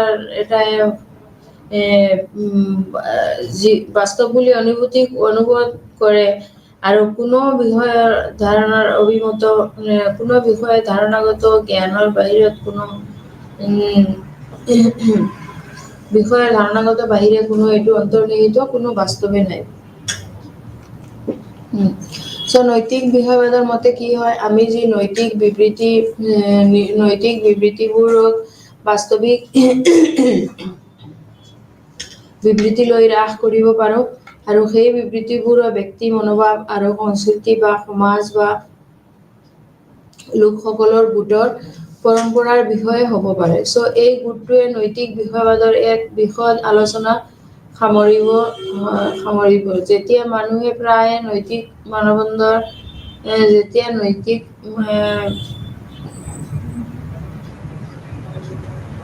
বিষয়ে চিন্তা কৰে, তেওঁলোকে বেছিভাগে কি হয়, উৎপত্তিৰ বিষয়ে চিন্তা কৰে। চ' মেটাইথিক্স অধ্যয়নৰ যিকোনো উদ্দেশ্যৰ বাবে তৈয়াৰ কৰা যিটো শৈক্ষিক বিভাজনৰ বিষয়ে প্ৰায়ে বিভ্ৰান্ত হ'ব পাৰে, আৰু কেৱল মেটা নীতিশাস্ত্ৰ অধ্যয়ন কৰোঁতে মনত ৰাখিব লাগে যে মেটা নীতি উৎপত্তিৰ বিষয়ে নহয়, আৰু বৰঞ্চ নৈতিক দাবীৰ স্থিতিৰ বিষয়ে চিন্তিত। চ' ব্যক্তিৰ যিবিলাক মনোভাৱ বা সংস্কৃতি বা সমাজ, যিটো আমি এজন ব্যক্তিয়ে সমাজত প্ৰেজেণ্ট হোৱাৰ লগে লগে সকলোৰ পৰা কি কৰে, এইটো বস্তুটো একচেপ্ট কৰি লয়, তেতিয়া আৰু সংস্কৃতি তেতিয়া আৰু তেওঁলোকে বেছিভাগে উৎপত্তিৰ বিষয়ে এনেকা চিন্তিত হয়। মুদ্ৰা এথিক্স বেছিভাগে কৰিব পাৰে, আৰু শৈক্ষিক বিভাজনৰ বিষয়ে প্ৰায়ে বিভ্ৰান্তও হ'ব পাৰে। চ' কেৱল মেটা নীতিশাস্ত্ৰ অধ্যয়ন কৰোঁতে মনত ৰাখিব লাগিব যে মেটা নীতিশাস্ত্ৰ উৎপত্তিৰ বিষয়ে নহয়, বৰঞ্চ নৈতিক দাবীৰ স্থিতিৰ বিষয়ে চিন্তিত। চ' নৈতিক বিষয়বাদৰ যিটো বস্তু আমি ইয়াতে পালোঁ, এইটোতে আমি অট'মেটিকেলি গম পাওঁ যে ব্যক্তিৰ মনোভাৱ আৰু সংস্কৃতি বা সমাজৰ লোকৰ কাৰণেও এইটো কিছুমান বস্তু হয় ইম্পৰ্টেণ্ট, বাট ইনফেৰিয়াৰ টু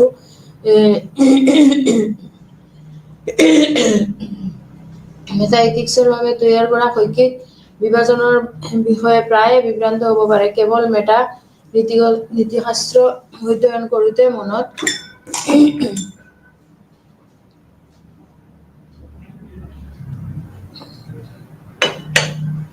মনত ৰাখিব লাগে যে মেটা নীতিশাস্ত্ৰৰ উৎপত্তিৰ বিষয়ে নহয়, বৰঞ্চ নৈতিক দাবীৰ স্থিতিৰ বিষয়ে চিন্তিত নৈতিক। চ' নৈতিক বাস্তৱবাদৰ বিৰুদ্ধে হৈছে এটা প্ৰকাৰৰ মেটা ইথিকেল তত্ত্ব, যি বিশ্বাস কৰে যে মানুহৰ মনৰ পৰা স্বাধীন কোনো নৈতিক তথ্য নাই, আৰু নৈতিকতা বস্তুনিষ্ঠ নহয়।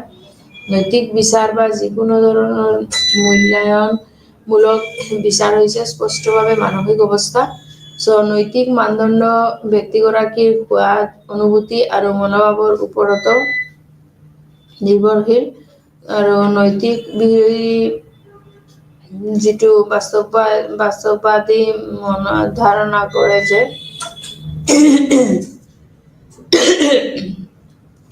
মূল্যায়নমূলক বিচাৰ হৈছে স্পষ্টভাৱে মানসিক অৱস্থা। নৈতিক মানদণ্ড ব্যক্তিগৰাকীৰ সোৱাদ, অনুভূতি আৰু মনোভাৱৰ যি ওপৰত নিৰ্ভৰশীল হয়, এইটোৱে নৈতিক বিৰোধী বাস্তৱবাদৰ ধাৰণা কৰে যে নৈতিক বৈশিষ্ট্যবোৰৰ মনৰ ওপৰতে নিৰ্ভৰশীল। চ' ইয়াৰ অন্তৰ্ভুক্ত হ'ব পাৰে কিছুমান বস্তু, যেনেকা নৈতিক বৈশিষ্ট্যৰ যিবোৰ একেবাৰে আছে বুলি অস্বীকাৰ কৰা হয়, আৰু সেইবোৰৰ অস্তিত্ব আছে কিন্তু সেই অস্তিত্ব নিৰ্ভৰশীল বুলি স্বীকাৰ কৰা হয়। যিবোৰৰ বস্তুত অলপো মানে একেবাৰে কোনো অস্তিত্বই নাই, অথচ তেওঁলোকে বেলেগ কিবা কামত বা যিটো হওক তেওঁলোকে এইটোত ইম্পৰ্টেঞ্চ হৈ আছে, তেতিয়া অট'মেটিকেলি কি হ'ব, এইটো বস্তুৰ পৰা তেওঁ নিজে নৈতিক বিষয়সমূহ একেবাৰে তেওঁ অস্বীকাৰ কৰা বুলি ভাবি ল'ব। চ' সেইবোৰৰ অস্তিত্ব আছে, কিন্তু সেই অস্তিত্বৰ মন নিৰ্ভৰশীল আৰু বুলি স্বীকাৰ কৰা হয়, মনোনিৰ্ভৰশীল বুলিয়ে স্বীকাৰ কৰা হয়। নৈতিক বিষয়বাদ হৈছে নৈতিক বিৰোধী বাস্তৱবাদৰ কেইবাটাও সংস্কৰণৰ ভিতৰত এটা, যি যুক্তি দিয়ে যে নৈতিক বিবৃতিবোৰ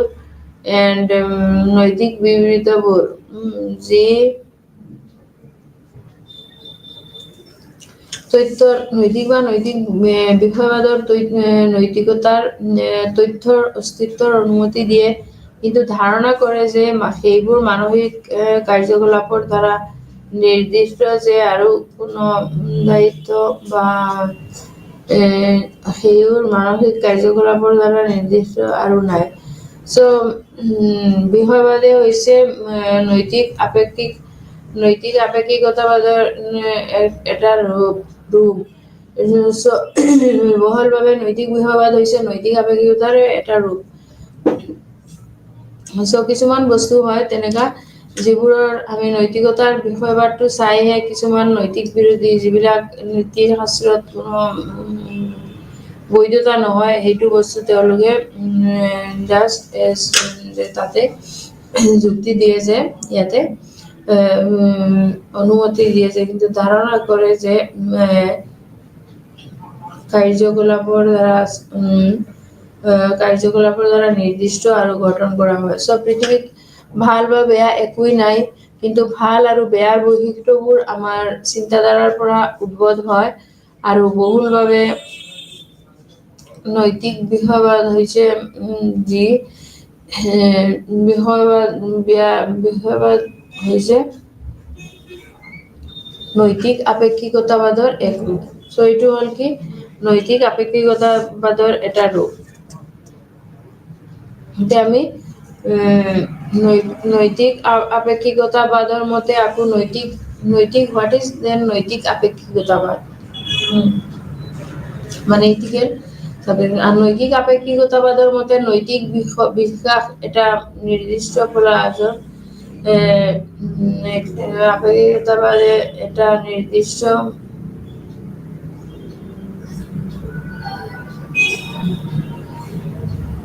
বিশ্বাস সমাজ আৰু ব্যক্তিয়ে গ্ৰহণ কৰা যিকোনো মানদণ্ডৰ সৈতে সম্পৰ্কিত। নৈতিক আপেক্ষিকতাবাদী মূল্যৰ কোনো বস্তুনিষ্ঠ আৰু নৈতিক আধাৰত বিশ্বাস নকৰে, আৰু ইয়াক সকলো সময়ত যি মূল্যৱান বুলি বিশ্বাস নকৰে। নৈতিক আপেক্ষিকতাবাদী হ'ল কি দাবী কৰে যে আমি যিকোনো নৈতিক কাৰ্যৰ ওপৰতে ভিত্তি কৰি বিচাৰ কৰিব পৰা কোনো সাৰ্বজনীনভাৱে বৈধ মানদণ্ড নাই। নৈতিক মানদণ্ডৰ বৈধতা নিৰ্ভৰ কৰে এইটো সাংস্কৃতিক গ্ৰহণযোগ্যতা আৰু ব্যক্তিগত পছন্দ বা প্ৰতিশ্ৰুতি বিষয়বাদ। পৰস্পৰ যিটো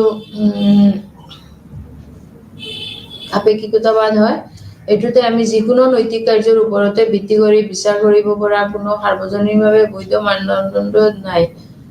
নৈতিক যি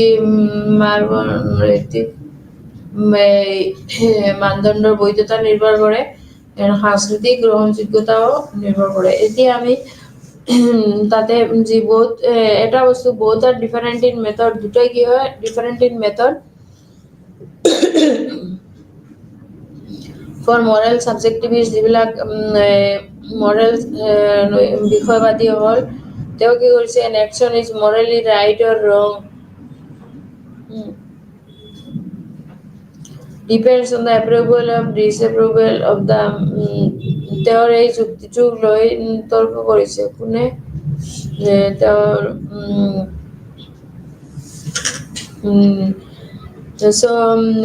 for more relevist and action is morally right or wrong depends either than a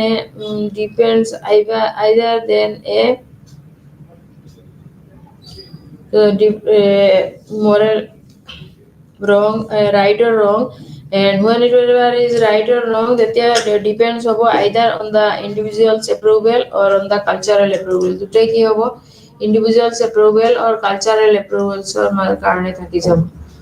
automatically এইখিনি চেপ্টাৰ আচ্ছা কমপ্লিট কৰি পিছত দেন নৈতিক টোটেল অল ওভাৰ হয় নৈতিক আপেক্ষিকতাবাদৰ মতে নৈতিক বিশ্বাস কি নৈতিক সমাজ আৰু ব্যক্তিয়ে গ্ৰহণ কৰা যিকোনো মানদণ্ডৰ সৈতে সম্পৰ্কিত। নৈতিক আপেক্ষিকতাবাদী হ'ল কি মূল্যৰ যিকোনো বস্তুনিষ্ঠ নৈতিক যাৰ আঁৰত আৰু আদি বিশ্বাস নকৰে এবং ইয়াক সকলো সময়ৰ বাবে মূল্যৱান বুলিও বিশ্বাস নকৰে সো নৈতিক আৱেগিকতাবাদী হ'ল দাবী কৰে যে আমি যিকোনো নৈতিক কাৰ্যৰ ওপৰতে ভিত্তি কৰি বিচাৰ কৰিব পৰা কোনো সাৰ্বজনীন ভাৱ বৈধ মানা নাই সো নৈতিক যি মানদণ্ডৰ বৈধতা নিৰ্ভৰ কৰে এইটো হ'ল সাংস্কৃতিক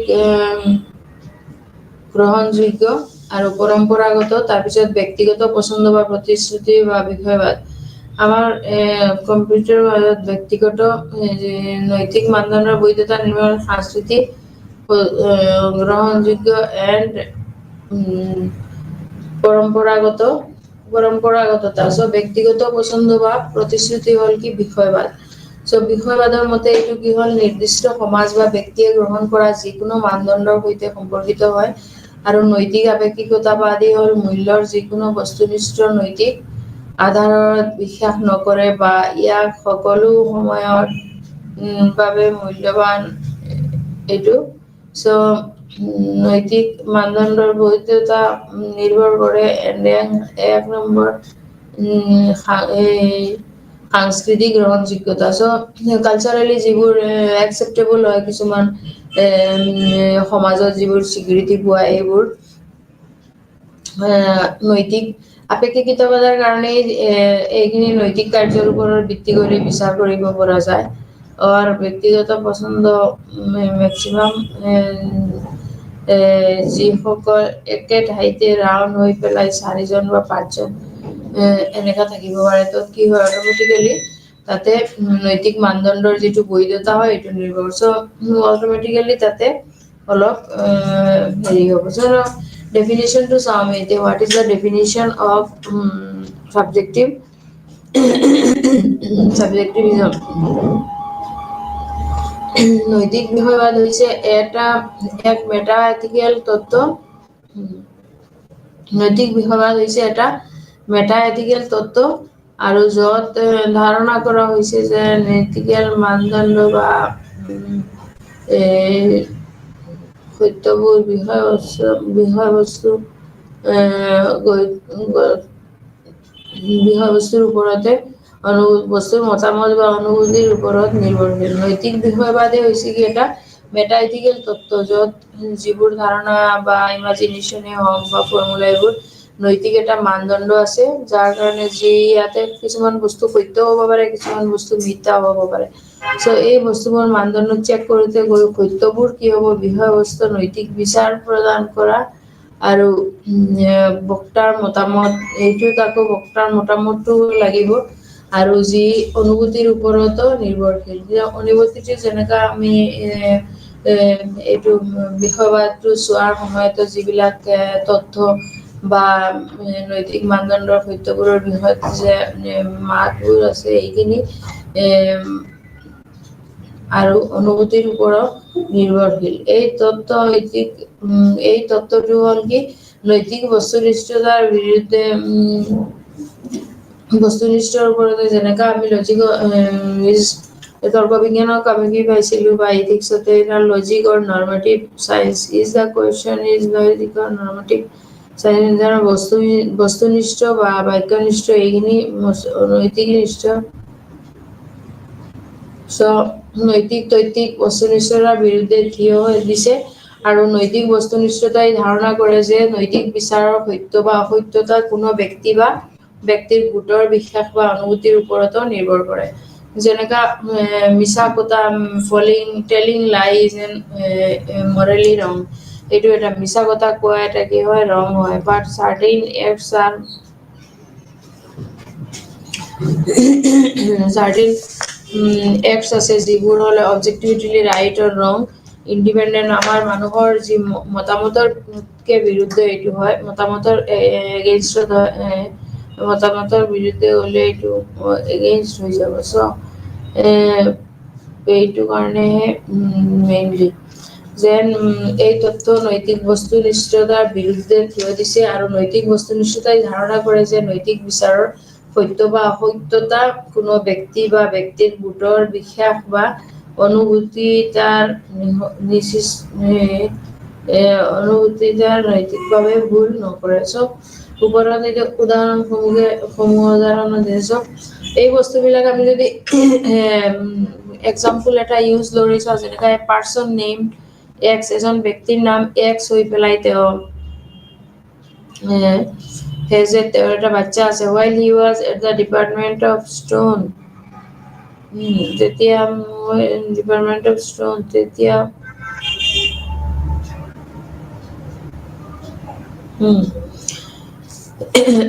so ethical subjectivist argue কৰিছিলে যে B was evil exposes strong dislike for the sorts of things. যেতিয়া B was evil, suppose মই ক'লো যে B was evil, এইটোতে মানে কমপ্লিটলি আমি এই বাক্যটো এইটোৰে সমান হয় যে B was evil, that means what?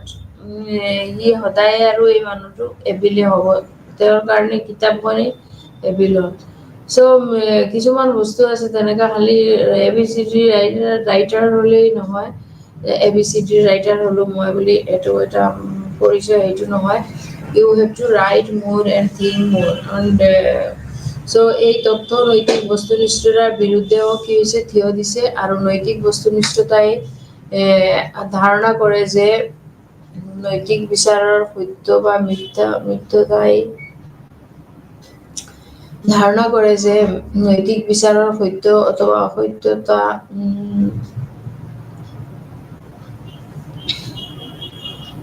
সত্য আৰু অসত্যতাত কোনো ব্যক্তি বা ব্যক্তিৰ গুড বিশ্বাস বা অনুভূতিৰ ওপৰতে নিৰ্ভৰ নকৰে। চ' এইটো হ'ল এটা কি, মিছা কথাটো এটা নৈতিকভাৱে ভুল। চ' নৈতিক বিষয়বাদী ধাৰণা কৰে যে যিকোনো বস্তুনিষ্ঠ কেৱল নৈতিক বৈশিষ্ট্যতা নাই, যিকোনো ব্যক্তিক বস্তুনিষ্ঠতা নাই আৰু অনুমোদন হৈছে ইয়াক পূৰণ কৰে। চ' নৈতিক বিষয়বাদী হ'ল কি, এই এটা কেৱল সেয়েহে নৈতিক বিবৃতিৰ সত্য মূল্য কেৱল পৰ্যবেক্ষণৰ অনুভৱ বা পৰম্পৰাগত হয়তো ইমান আগ্ৰহী হোৱা নাছিলে, যিহেতু মানে পৰম্পৰাৰ স্বেচ্ছাচাৰীৰ কাৰণে সেইটোক অপৰিৱৰ্তনীয় মত প্ৰকাশ নকৰে। চ' নৈতিক বিবৃতিৰ সত্য মূল্য কেৱল পৰ্যবেক্ষণৰ মনোভাৱ বা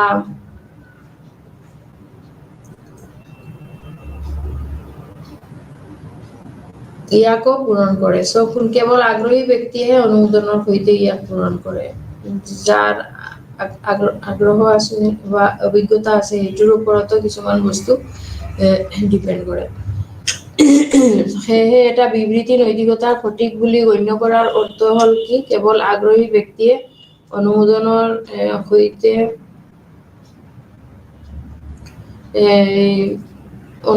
সৈতে ইয়াক পূৰণ কৰে। চ' নৈতিক যিটো ব্যক্তি হয়, তাতে কিছুমান আগ্ৰহীও ব্যক্তি থাকিব লাগিব।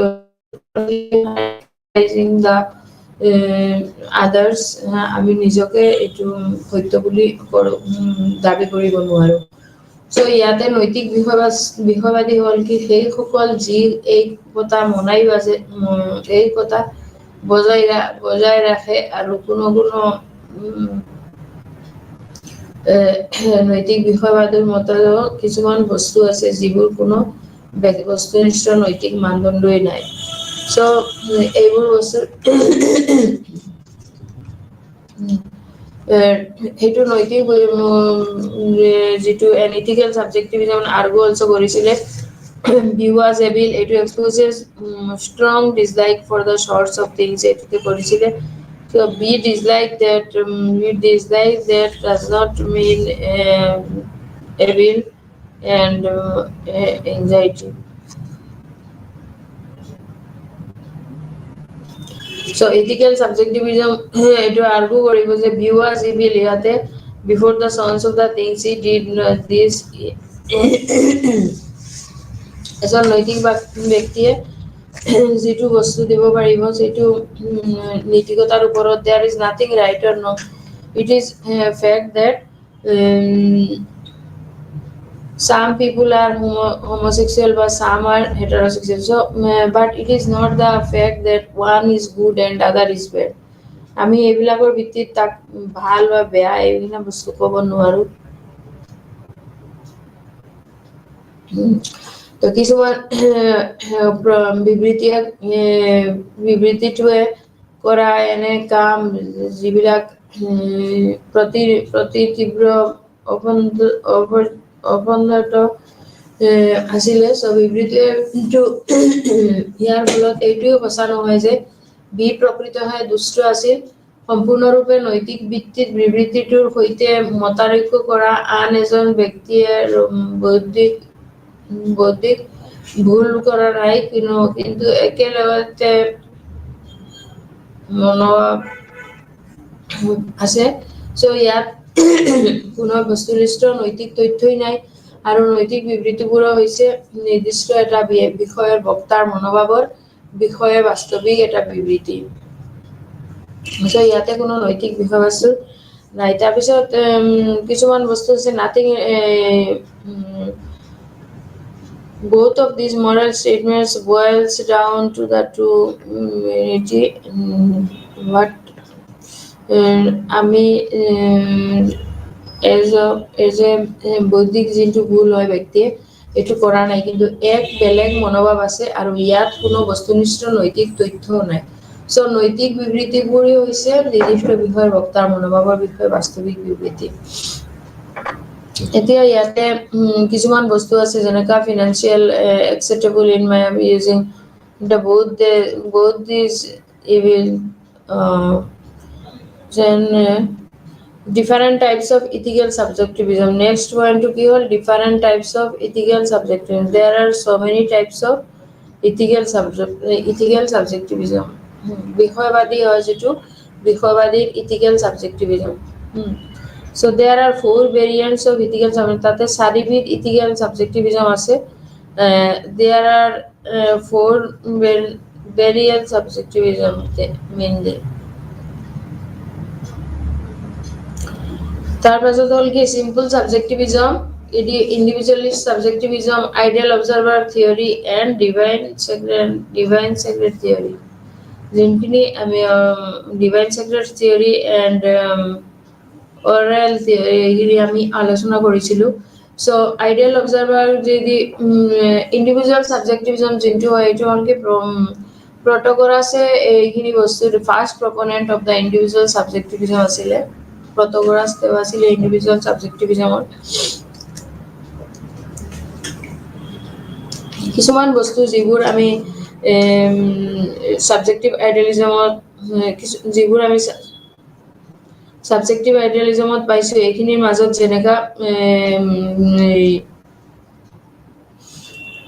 বিষয়বাদী মানে যুক্তি দেখুৱাবৰ কাৰণে যেনেকা কিছুমান বস্তু যিবোৰ আমি অলৰেডি সাবজেক্টিভিজম আগৰ চ্যাপ্টাৰ বিলাকত আলোচনা কৰিছিলো। এইখিনি বস্তুখিনিত মেইনলি কি আছিলে পুৰা কমপ্লিটলি যিবোৰ বস্তু যেনেকা মৰেলি বেসড আছিলে, সেন্টিমেন্টাল মেইনলি হিউমছৰ সাবজেক্টিভিজমটো তেনেকা আছিলে। হিউমছৰ মতে morality is based on sentiment, not reason. তেওঁৰ মতে কি আছিলে morality is mainly based on কি কিছুমান ৰিজনৰ ক্ষেত্ৰত এইটো কোনো কাৰণৰ ওপৰত নিৰ্ভৰ কৰা নাই। হিউমছৰ subjectivism mainly it is based on sentiment, mainly এইটো সেন্টিমেন্টৰ ওপৰতে ভিত্তি কৰিছিলে। আৰু হিউম ফেমাছলি ষ্টেটেড কৰিছিলে reason in the slave of passion. Reason হ'ল কি এটা স্লেভ অফ পেশন, মানে আমি যেটো কিবা যদি আমি ইমোশনালি কিবা অলপ হেৰি কৰো তেনেহলে এইটোৰ কি হ'ব মেইনলি হ'ব কি slave of passion. So he argued that reason can only provide factual information. Reason হল কি এটা factual information about the world. reason কাৰণটো হল এটা ওয়ার্ল্ডৰ গোটেই ওয়ার্ল্ডতো যদি আমি বিচাৰিব থাকিব লগা হয় বিষয়বাদীটো তো প্ৰত্যেকটো হিউমৰ মতে আছিলে এইটো তেওঁ তৰ্ক কৰিছিলে যে ৰিজন হল এনলি এটা প্ৰভাইড হৈছে যিকোনো আমাৰ মন বেয়া হওক আজি কি হওক আমি কিবা এটা লৈ চিন্তা কৰো কিবা যি হওক everything is depending on a reason তেওঁৰ এইটো কিন্তু হিউমৰ মতে যি হওক আমাৰ এইটো আমাৰ ৰিজনৰ ওপৰৰ ক্ষেত্ৰত কিন্তু হিউমৰ মতে কি বস্তুটো morality mainly based on sentimental মৰেলিটিটো মেইনলি বেছড অন কি আজি আমি ইয়াতে জুবিন গাৰ্গক লৈ যিটো হৈ আছে এইটো মেইনলি ক'ত গৈ ফেচ টু ফেচ হৈছে মেইনলি আমি যদি চাবলগীয়া যাওঁ তেনেহ'লে এইটো মৰেলিটিত গৈহে মেইনলি হৈছে মৰেলিটি ন বিকজ এজন ভাল ব্যক্তিৰ লগত যেতিয়া বেয়া হয় তেতিয়া অট'মেটিকেলি কি হয় এইটো মৰেলিটিত গৈ হেম্পাৰ হয় so' morality is based on sentiment মৰেলিটিত মেইনলি গৈহে এটা চেণ্টিমেণ্টেল ইছ্যু হৈ যায় আৰু মৰেলিটি টু আইডিয়েল পিপুলৰ কাৰণে মেইনলি মৰেলিটি তেওঁলোকৰ ফাণ্ডামেণ্টেল বেছ হয় যিসকলে মেক্সিমাম আইডিয়েল পিপুল হয় আদৰ্শবাদী ব্যক্তি হয় তেওঁলোকৰ মৰেলিটিটো কি হয় বহুত আপগ্ৰেডেড হয় বহুত উন্নত মানৰ হয় মৰেলিটি যিবোৰ চ' তেওঁৰ মৰেলিটিটো কি হয় মেইনলি চ' হিউমৰ মতে কি আছিলে হিউমৰ মতে morality is based on sentiment not reason এইটো morality is mainly based on sentiment not reason তাৰপিছত এইটো directly motivational force of the word or moral judgment এইটোৰ ওপৰত ডাইৰেক্টলি দিব পাৰে আৰু feelings are the source of কি হয় মৰেল ডিষ্টিংশ্যন তো এইটো ফিলিংছ যিটো হয় অনুভূতি এইটোৱে কি হয় মৰেল ডিষ্টিংশ্যন হয় feelings are the moral judgement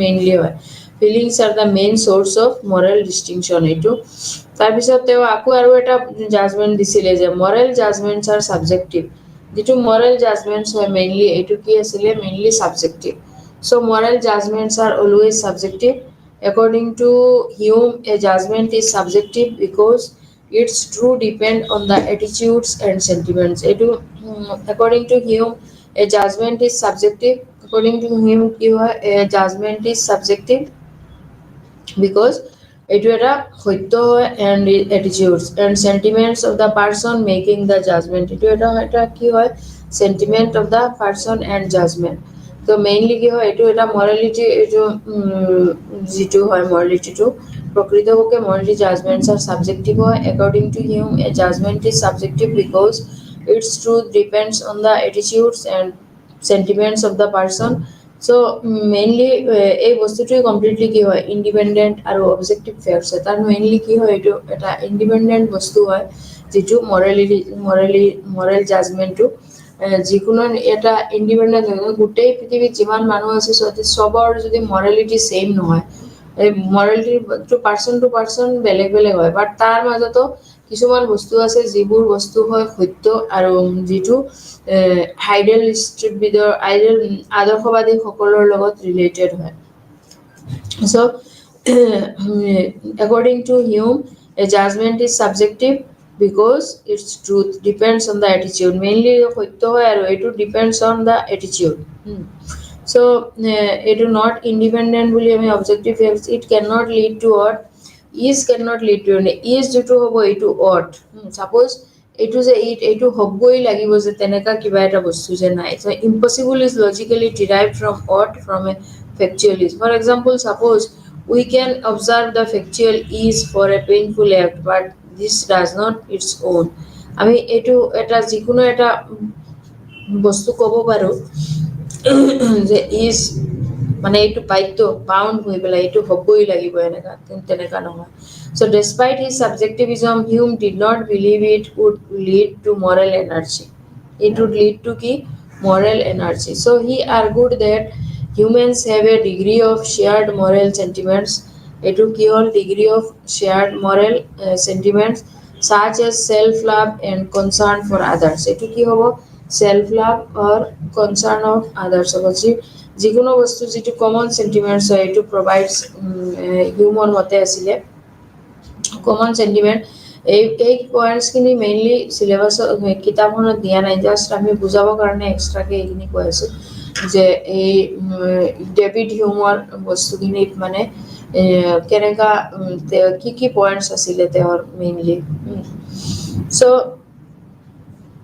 যেতিয়া foundation social order or allows the negotiation of the moral difference যে বস্তুবিলাক যেতিয়া moral sentiments হৈ যায় তেতিয়া self love and concern for others happiness which provides a foundation for soul letter যেতিয়া এইটো sentimental হৈ যায় বস্তুখিনি sentiment issue হৈ যায় তেতিয়া automatically কি হয় এই বস্তুবোৰো অলপ এটা চেঞ্জ হৈ যায়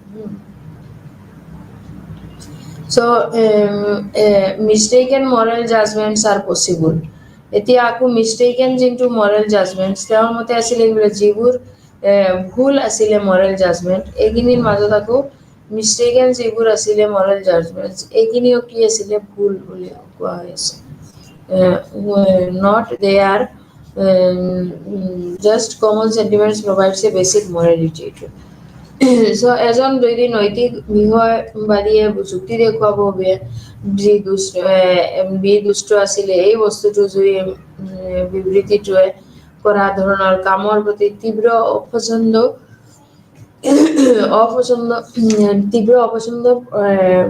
তেওঁৰ পছন্দই নহয় মানে অপছন্দ কৰিছে প্ৰকাশ কৰে কিন্তু ইয়াৰ ফলত এইটোৱে সঁচা নহয় যে প্ৰকৃততে তেওঁ দুষ্ট আছিলে বিটো যদি দুষ্ট আছিল এইটো যদিও তেওঁ প্ৰকাশ কৰিছে কিন্তু ইয়াৰ ফল এইটো সঁচা নহয় যে প্ৰকৃততে কি দুষ্ট আছিলে maybe in this case only এটা পাৰ্টিকুলাৰ ক্ষেত্ৰত আমি এজনক ক'ব পাৰো যে এই মানুহটো বেয়া এইটো কাম কিয় কৰিলে এইটো বেয়া কাম কৰিলে এইটো এটা লাইনৰ ক্ষেত্ৰত এইটো এটা only not our present not our past or not in future so এই বস্তুটো আমি যেতিয়া আগত আৰু সো তেনেকা কমপ্লিটলি কি হ'ব এজন ব্যক্তিয়ে বৌদ্ধিক ভুল কৰা নাই এনে একেলগতে তেওঁ বেলেগ মনোভাৱ আছে কিন্তু এইটো কোনো বৌদ্ধিক ভুল নহয় জাষ্ট মেবি বাই মিষ্টেক কিবা এটা হৈছে সো এনেকা কিছুমান বস্তু যিবোৰ অপছন্দ প্ৰকাশ কৰে কিন্তু ইয়াৰ ফলত এইটো সঁচা নহয় যে ই প্ৰকৃততে দুষ্ট আছিলে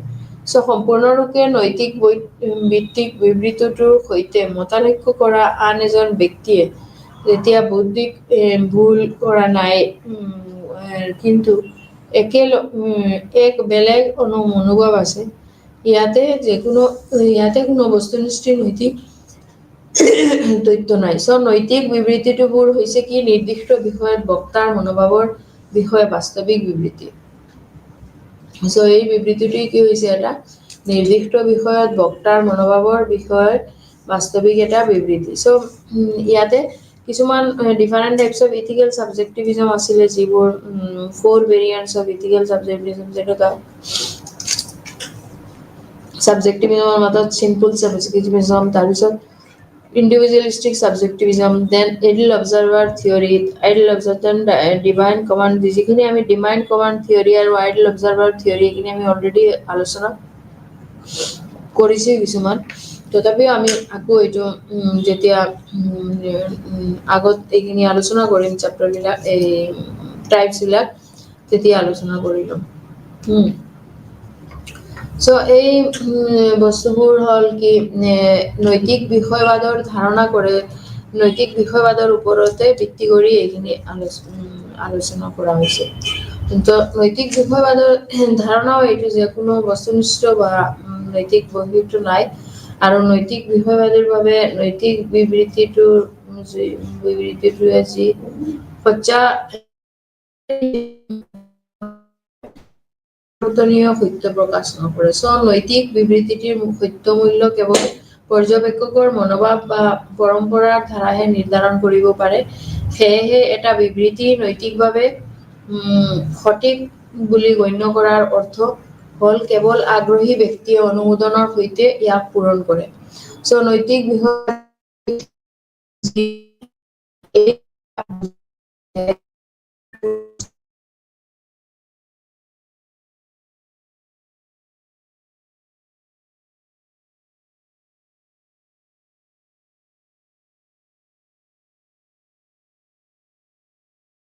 ইয়াক পূৰণ কৰে সো নৈতিক বিষয়বাদী হল যে সেইসকল যি এই কথা বজাই ৰাখে আৰু যিকোনো বস্তুনিষ্ঠ নৈতিক মানদণ্ড নাই so ethical there is nothing right or wrong objectively so it is a fact that some peoples are homosexual বা some are বেলেগ হয় same হ'ব পাৰে বা বেলেগ হ'ব পাৰে but that is not the fact that one is good and other is bad.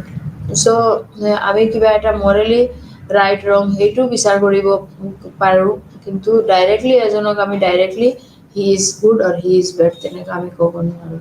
যদিও এটা ঘটনাৰ ওপৰত যদি আমি গোটেই লাইফৰ আমি ৰিজাল্টটো কওঁ যে নহয় হি ইজ ৰং, হি ইজ বেড, অনলি এজন বহুত ভাল ব্যক্তি এটা ঘটনাৰ এটা লাইন কোৱাৰ কাৰণে যদি তেওঁ গোটেই লাইফখন, তেনেহ'লে এইটো আমাৰ ভুল সিদ্ধান্ত দিয়া হ'ব। আৰু ইয়াৰ বস্তুনিষ্ঠ এনেকুৱা হ'লে এইটোৰ কোনো মানদণ্ডও নাই। তাৰপিছত যি বস্তু হয় গোটেইখিনি কি হ'ব, কাৰণ থাকিব পাৰে, বাট সাবজেক্টিভিজমত হিউমে এইটো বিলিভ কৰা নাই যে it would lead to moral energy. তাতে যে এই মৰেল এনাৰ্জিটো যদি লিড কৰা হ'ব এইটো তেওঁ এগ্ৰি হোৱা নাছিলে। হি আৰ্গুড that humans have a degree of shared moral sentiments. মানুহে কি কৰিব পাৰে, নিজৰ সেন্টিমেন্টটো শ্বেয়াৰ কৰিব পাৰে, বাট নট বা সেলফ লাভ এইখিনিও শ্বেয়াৰ কৰিব পাৰে, or concern and for other, so which provides foundation for social order and allows for the generation of moral differences. So এইখিনিৰ মাজতো সাবজেক্টিভ আইডিয়ালিজমৰ হিউমৰ যি ডিফাৰেঞ্চটো আমি পালোঁ, এইখিনিত সাবজেক্টিভ আইডিয়ালিজমত তেওঁ গোটেইখিনিৰ মাজত দিয়াও ডেভিড হিউমৰ যি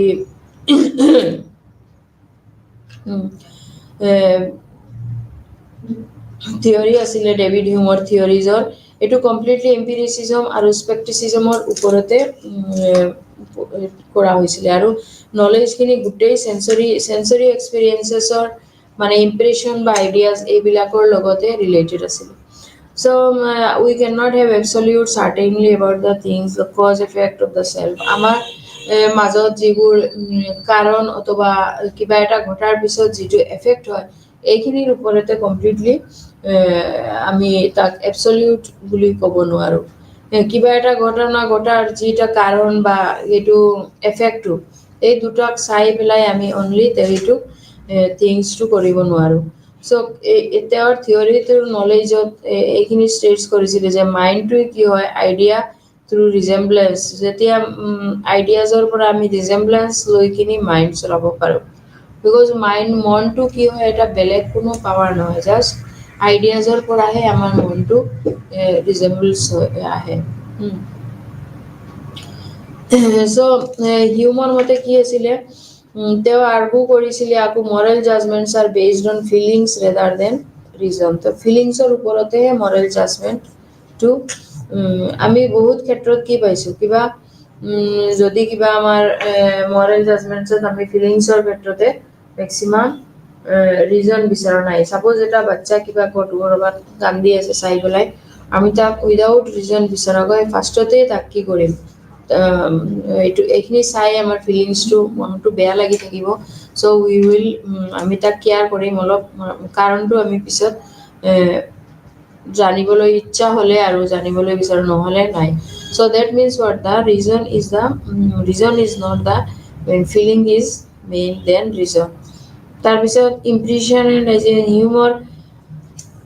হিউমে ডিষ্টিংগুইছ কৰিছিলে টু টাইপছ অফ পাৰচেপশ্যন। এটা হ'ল ইম্প্ৰেশ্যন আৰু এটা হ'ল আইডিয়াজ। তেওঁ দুটাহে মেইনলি কৰিছিলে, ideas and impression and ideas. Generally আমি ইম্প্ৰেশ্যন বুলি বুজি পাওঁ কিবা এটা মেমৰি, ছাপ'জ ইম্প্ৰেশ্যন চাৰ্চ as the memory of the flower. ইম্প্ৰেশ্যনটো কেনেকুৱা হ'ব, কিবা এটা বস্তুক যদি আমি কেইদিনমান ফ্লাৱাৰে হওক যি হওক যদি লৈ আমি আইডিয়া কৰোঁ বা কিবা এটা দুদিনমান, তাৰপিছত এইটো লৈ আমি অট'মেটিক কিবা এটা ইম্প্ৰেশ্যন দিব পাৰোঁ, আমাৰ অট'মেটিক এটা ইম্প্ৰেশ্যন আহি যায়। Either we will love it or we will ignore it. So' তেনেকুৱা হৈ যায় কিছুমান বস্তুত। চ' এই ইম্প্ৰেশ্যনটো থাকি যাব অট'মেটিক, কি মানে ইম্প্ৰেশ্যন অৰ কি বস্তু তাৰপিছত আকৌ laws of association, তাৰ মাজত resemblance, contiguity, এইবোৰ হ'ল কি cause and effect এইবোৰ। তাৰপিছত হিউমে তৰ্ক কৰিছিলে আকৌ he cannot prove cause and effect through reason alone। আমি অকলে cause and effect-ক কাৰণ আৰু ফলাফল এই দুটাক লৈ আমি reason alone ওলাব নোৱাৰো, we cannot improve কৰিব নোৱাৰো, we can only observe a constant conjunction। আমি এটা constant conjunction হে কৰিব পাৰিম যিটো habit or habits-ৰ লগত related। So skepticism-ৰ ক্ষেত্ৰত Hume argued that we cannot prove cause and effect through। তাৰপিছত তেওঁ sentimentalism, তেওঁ theory of morality কি আছিলে, rule of sympathy, practically and skepticism, theory of the self, তাৰপিছত theory of causation।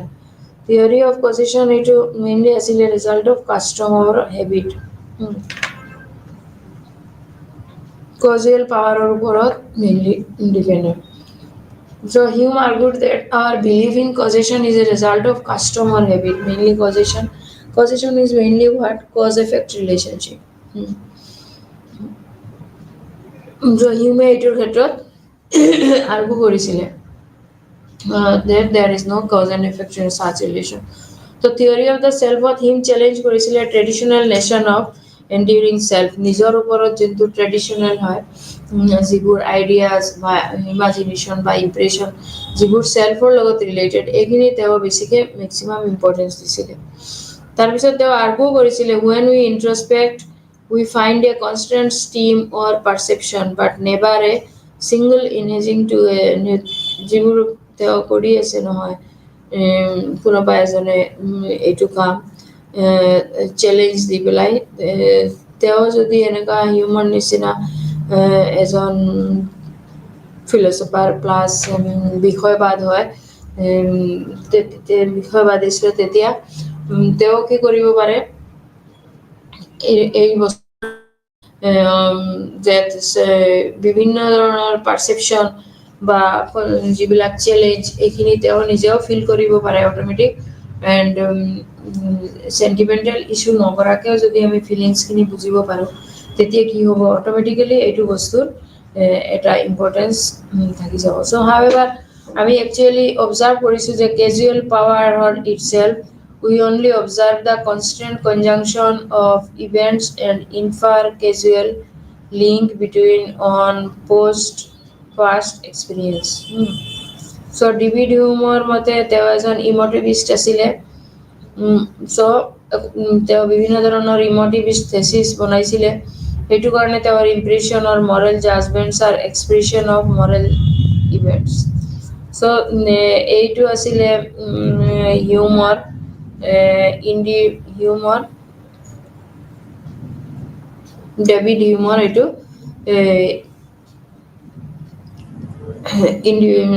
সাবজেক্টিভিজম। তেওঁ hold কৰিছিলে আকৌ যে that based on their personal experience and perception. হিউমে আকৌ এইটো কৈছিলে যে এইটো পাৰচেপশ্যন আৰু এক্সপিৰিয়েঞ্চৰ মেইনলি এক্সপিৰিয়েঞ্চ এণ্ড পাৰচেপশ্যনৰ ওপৰতে নিৰ্ভৰশীল। তেওঁ ক্লেইমছ কৰিছিলে যে ethical principles are relative to each individual and there are no universal standards they apply to everyone। তাতে কোনো ইউনিভাৰ্চেল ষ্টেণ্ডাৰ্ড নাই যিটো আমি এপ্লাই কৰিব পাৰোঁ ডেভিড হিউমৰ মতে। চ' ডেভিড হিউমৰ যিটো ইথিকেল ছাবজেক্টিভিজম, তাতে হিউমছে চেলেঞ্জ দিয়া যিবোৰ ইনভেষ্টিগেশ্যন বা ইনভেষ্টিগেশ্যনৰ মাজত ৰিজন একশ্যন এইবোৰো আছিলে। ৰিজনছ হিউমে কনচিডাৰ কৰা এবিলিটিৰ মতে to determine truth validity. So' ethical subjectivism এইটো হ'ল কি মেট ইথিকেল ভিউ এটা which considers the truth value of the moral judgment. Mainly ইয়াতে ট্ৰুথ যিটো ভেলু এইটোৱে ওলাইছিলে তেওঁলোকে। চ' হিউমে correctly declaring that morality can not be judged through the senses. তেওঁ কাৰেক্টলি ডিক্লেয়াৰ কৰি দিছিলে যে মৰেলিটো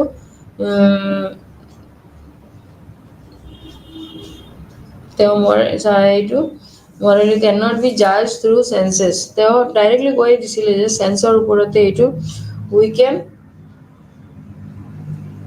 only know the effort of us by our senses, and our senses do not tell us what something is wrong. আমাৰ sensor জৰিয়তে আমি এটা বস্তু সত্য অথবা মিথ্যা এইটো আমি যাচাই কৰিব নোৱাৰোঁ, বিকজ দেয়াৰ আৰ চ' মেনি থিংছ। আমাৰ চেন্সৰ ওপৰতো বহুত বস্তু আছে যিবোৰ এইটো আমি চাব লাগিব।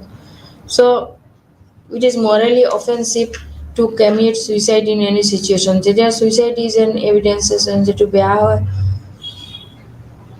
লাষ্ট ক্লাছতো আমি এইটো বস্তু বুজাই দিছিলোঁ।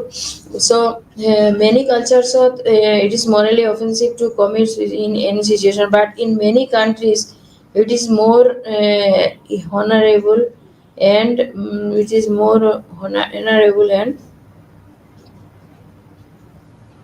when someone applies their feelings and certain actions where they had been, যেতিয়া কোনোবাই এটা এপ্লাই কৰিব or কিবা এটা জনা যাব, তেতিয়া অট'মেটিকেলি হিউমেও এইটোৰ এগেইনষ্টত গৈছিলে যে এটা কেছ চাই পেলাই আমি আমাৰ চেন্সটো এনেকুৱা চেঞ্জ কৰিব নোৱাৰোঁ। চ' মৰেলি মাষ্ট বি উইদিন আছ পাৰ্চনেল চেণ্টিমেণ্টছ একৰ্ডিং টু এইটো কি হ'ল personal and ethical subjectivism is of different types. Simple subjectivism, different subjectivism, and ethical subjectivism into different types. So simple subjectivism, individual subjectivism, and ideal subjectivism theory, divine commandment, these all are key maximum types of ethical subjectivism as he considers. They all consider paramote ebur hoy ethical consideration or at a type. So moral anti-realism, moral realism এইবোৰ কি হ'ল এটা and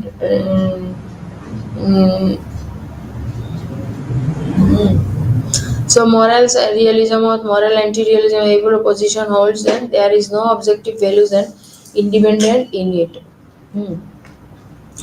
So এই complete খিনি তেওঁ যেতিয়া হিউমৰ মতে কি আছিলে, এজন নৈতিক বিষয়বাদীয়ে যুক্তি দেখুৱাব যে যি দুষ্ট আছিলে বা বিবৃতিটোৱে যিয়ে কৰা ধৰণৰ কামৰ প্ৰতি তেওঁ তীব্ৰ অপচন্দ প্ৰকাশ কৰে, কিন্তু ইয়াৰ ফলত এটা সঁচা নহয় যে এই প্ৰকৃতহে বেয়া আছিলে বুলি। চ' সম্পূৰ্ণৰূপে নৈতিক যিটো ভিত্তি হয়,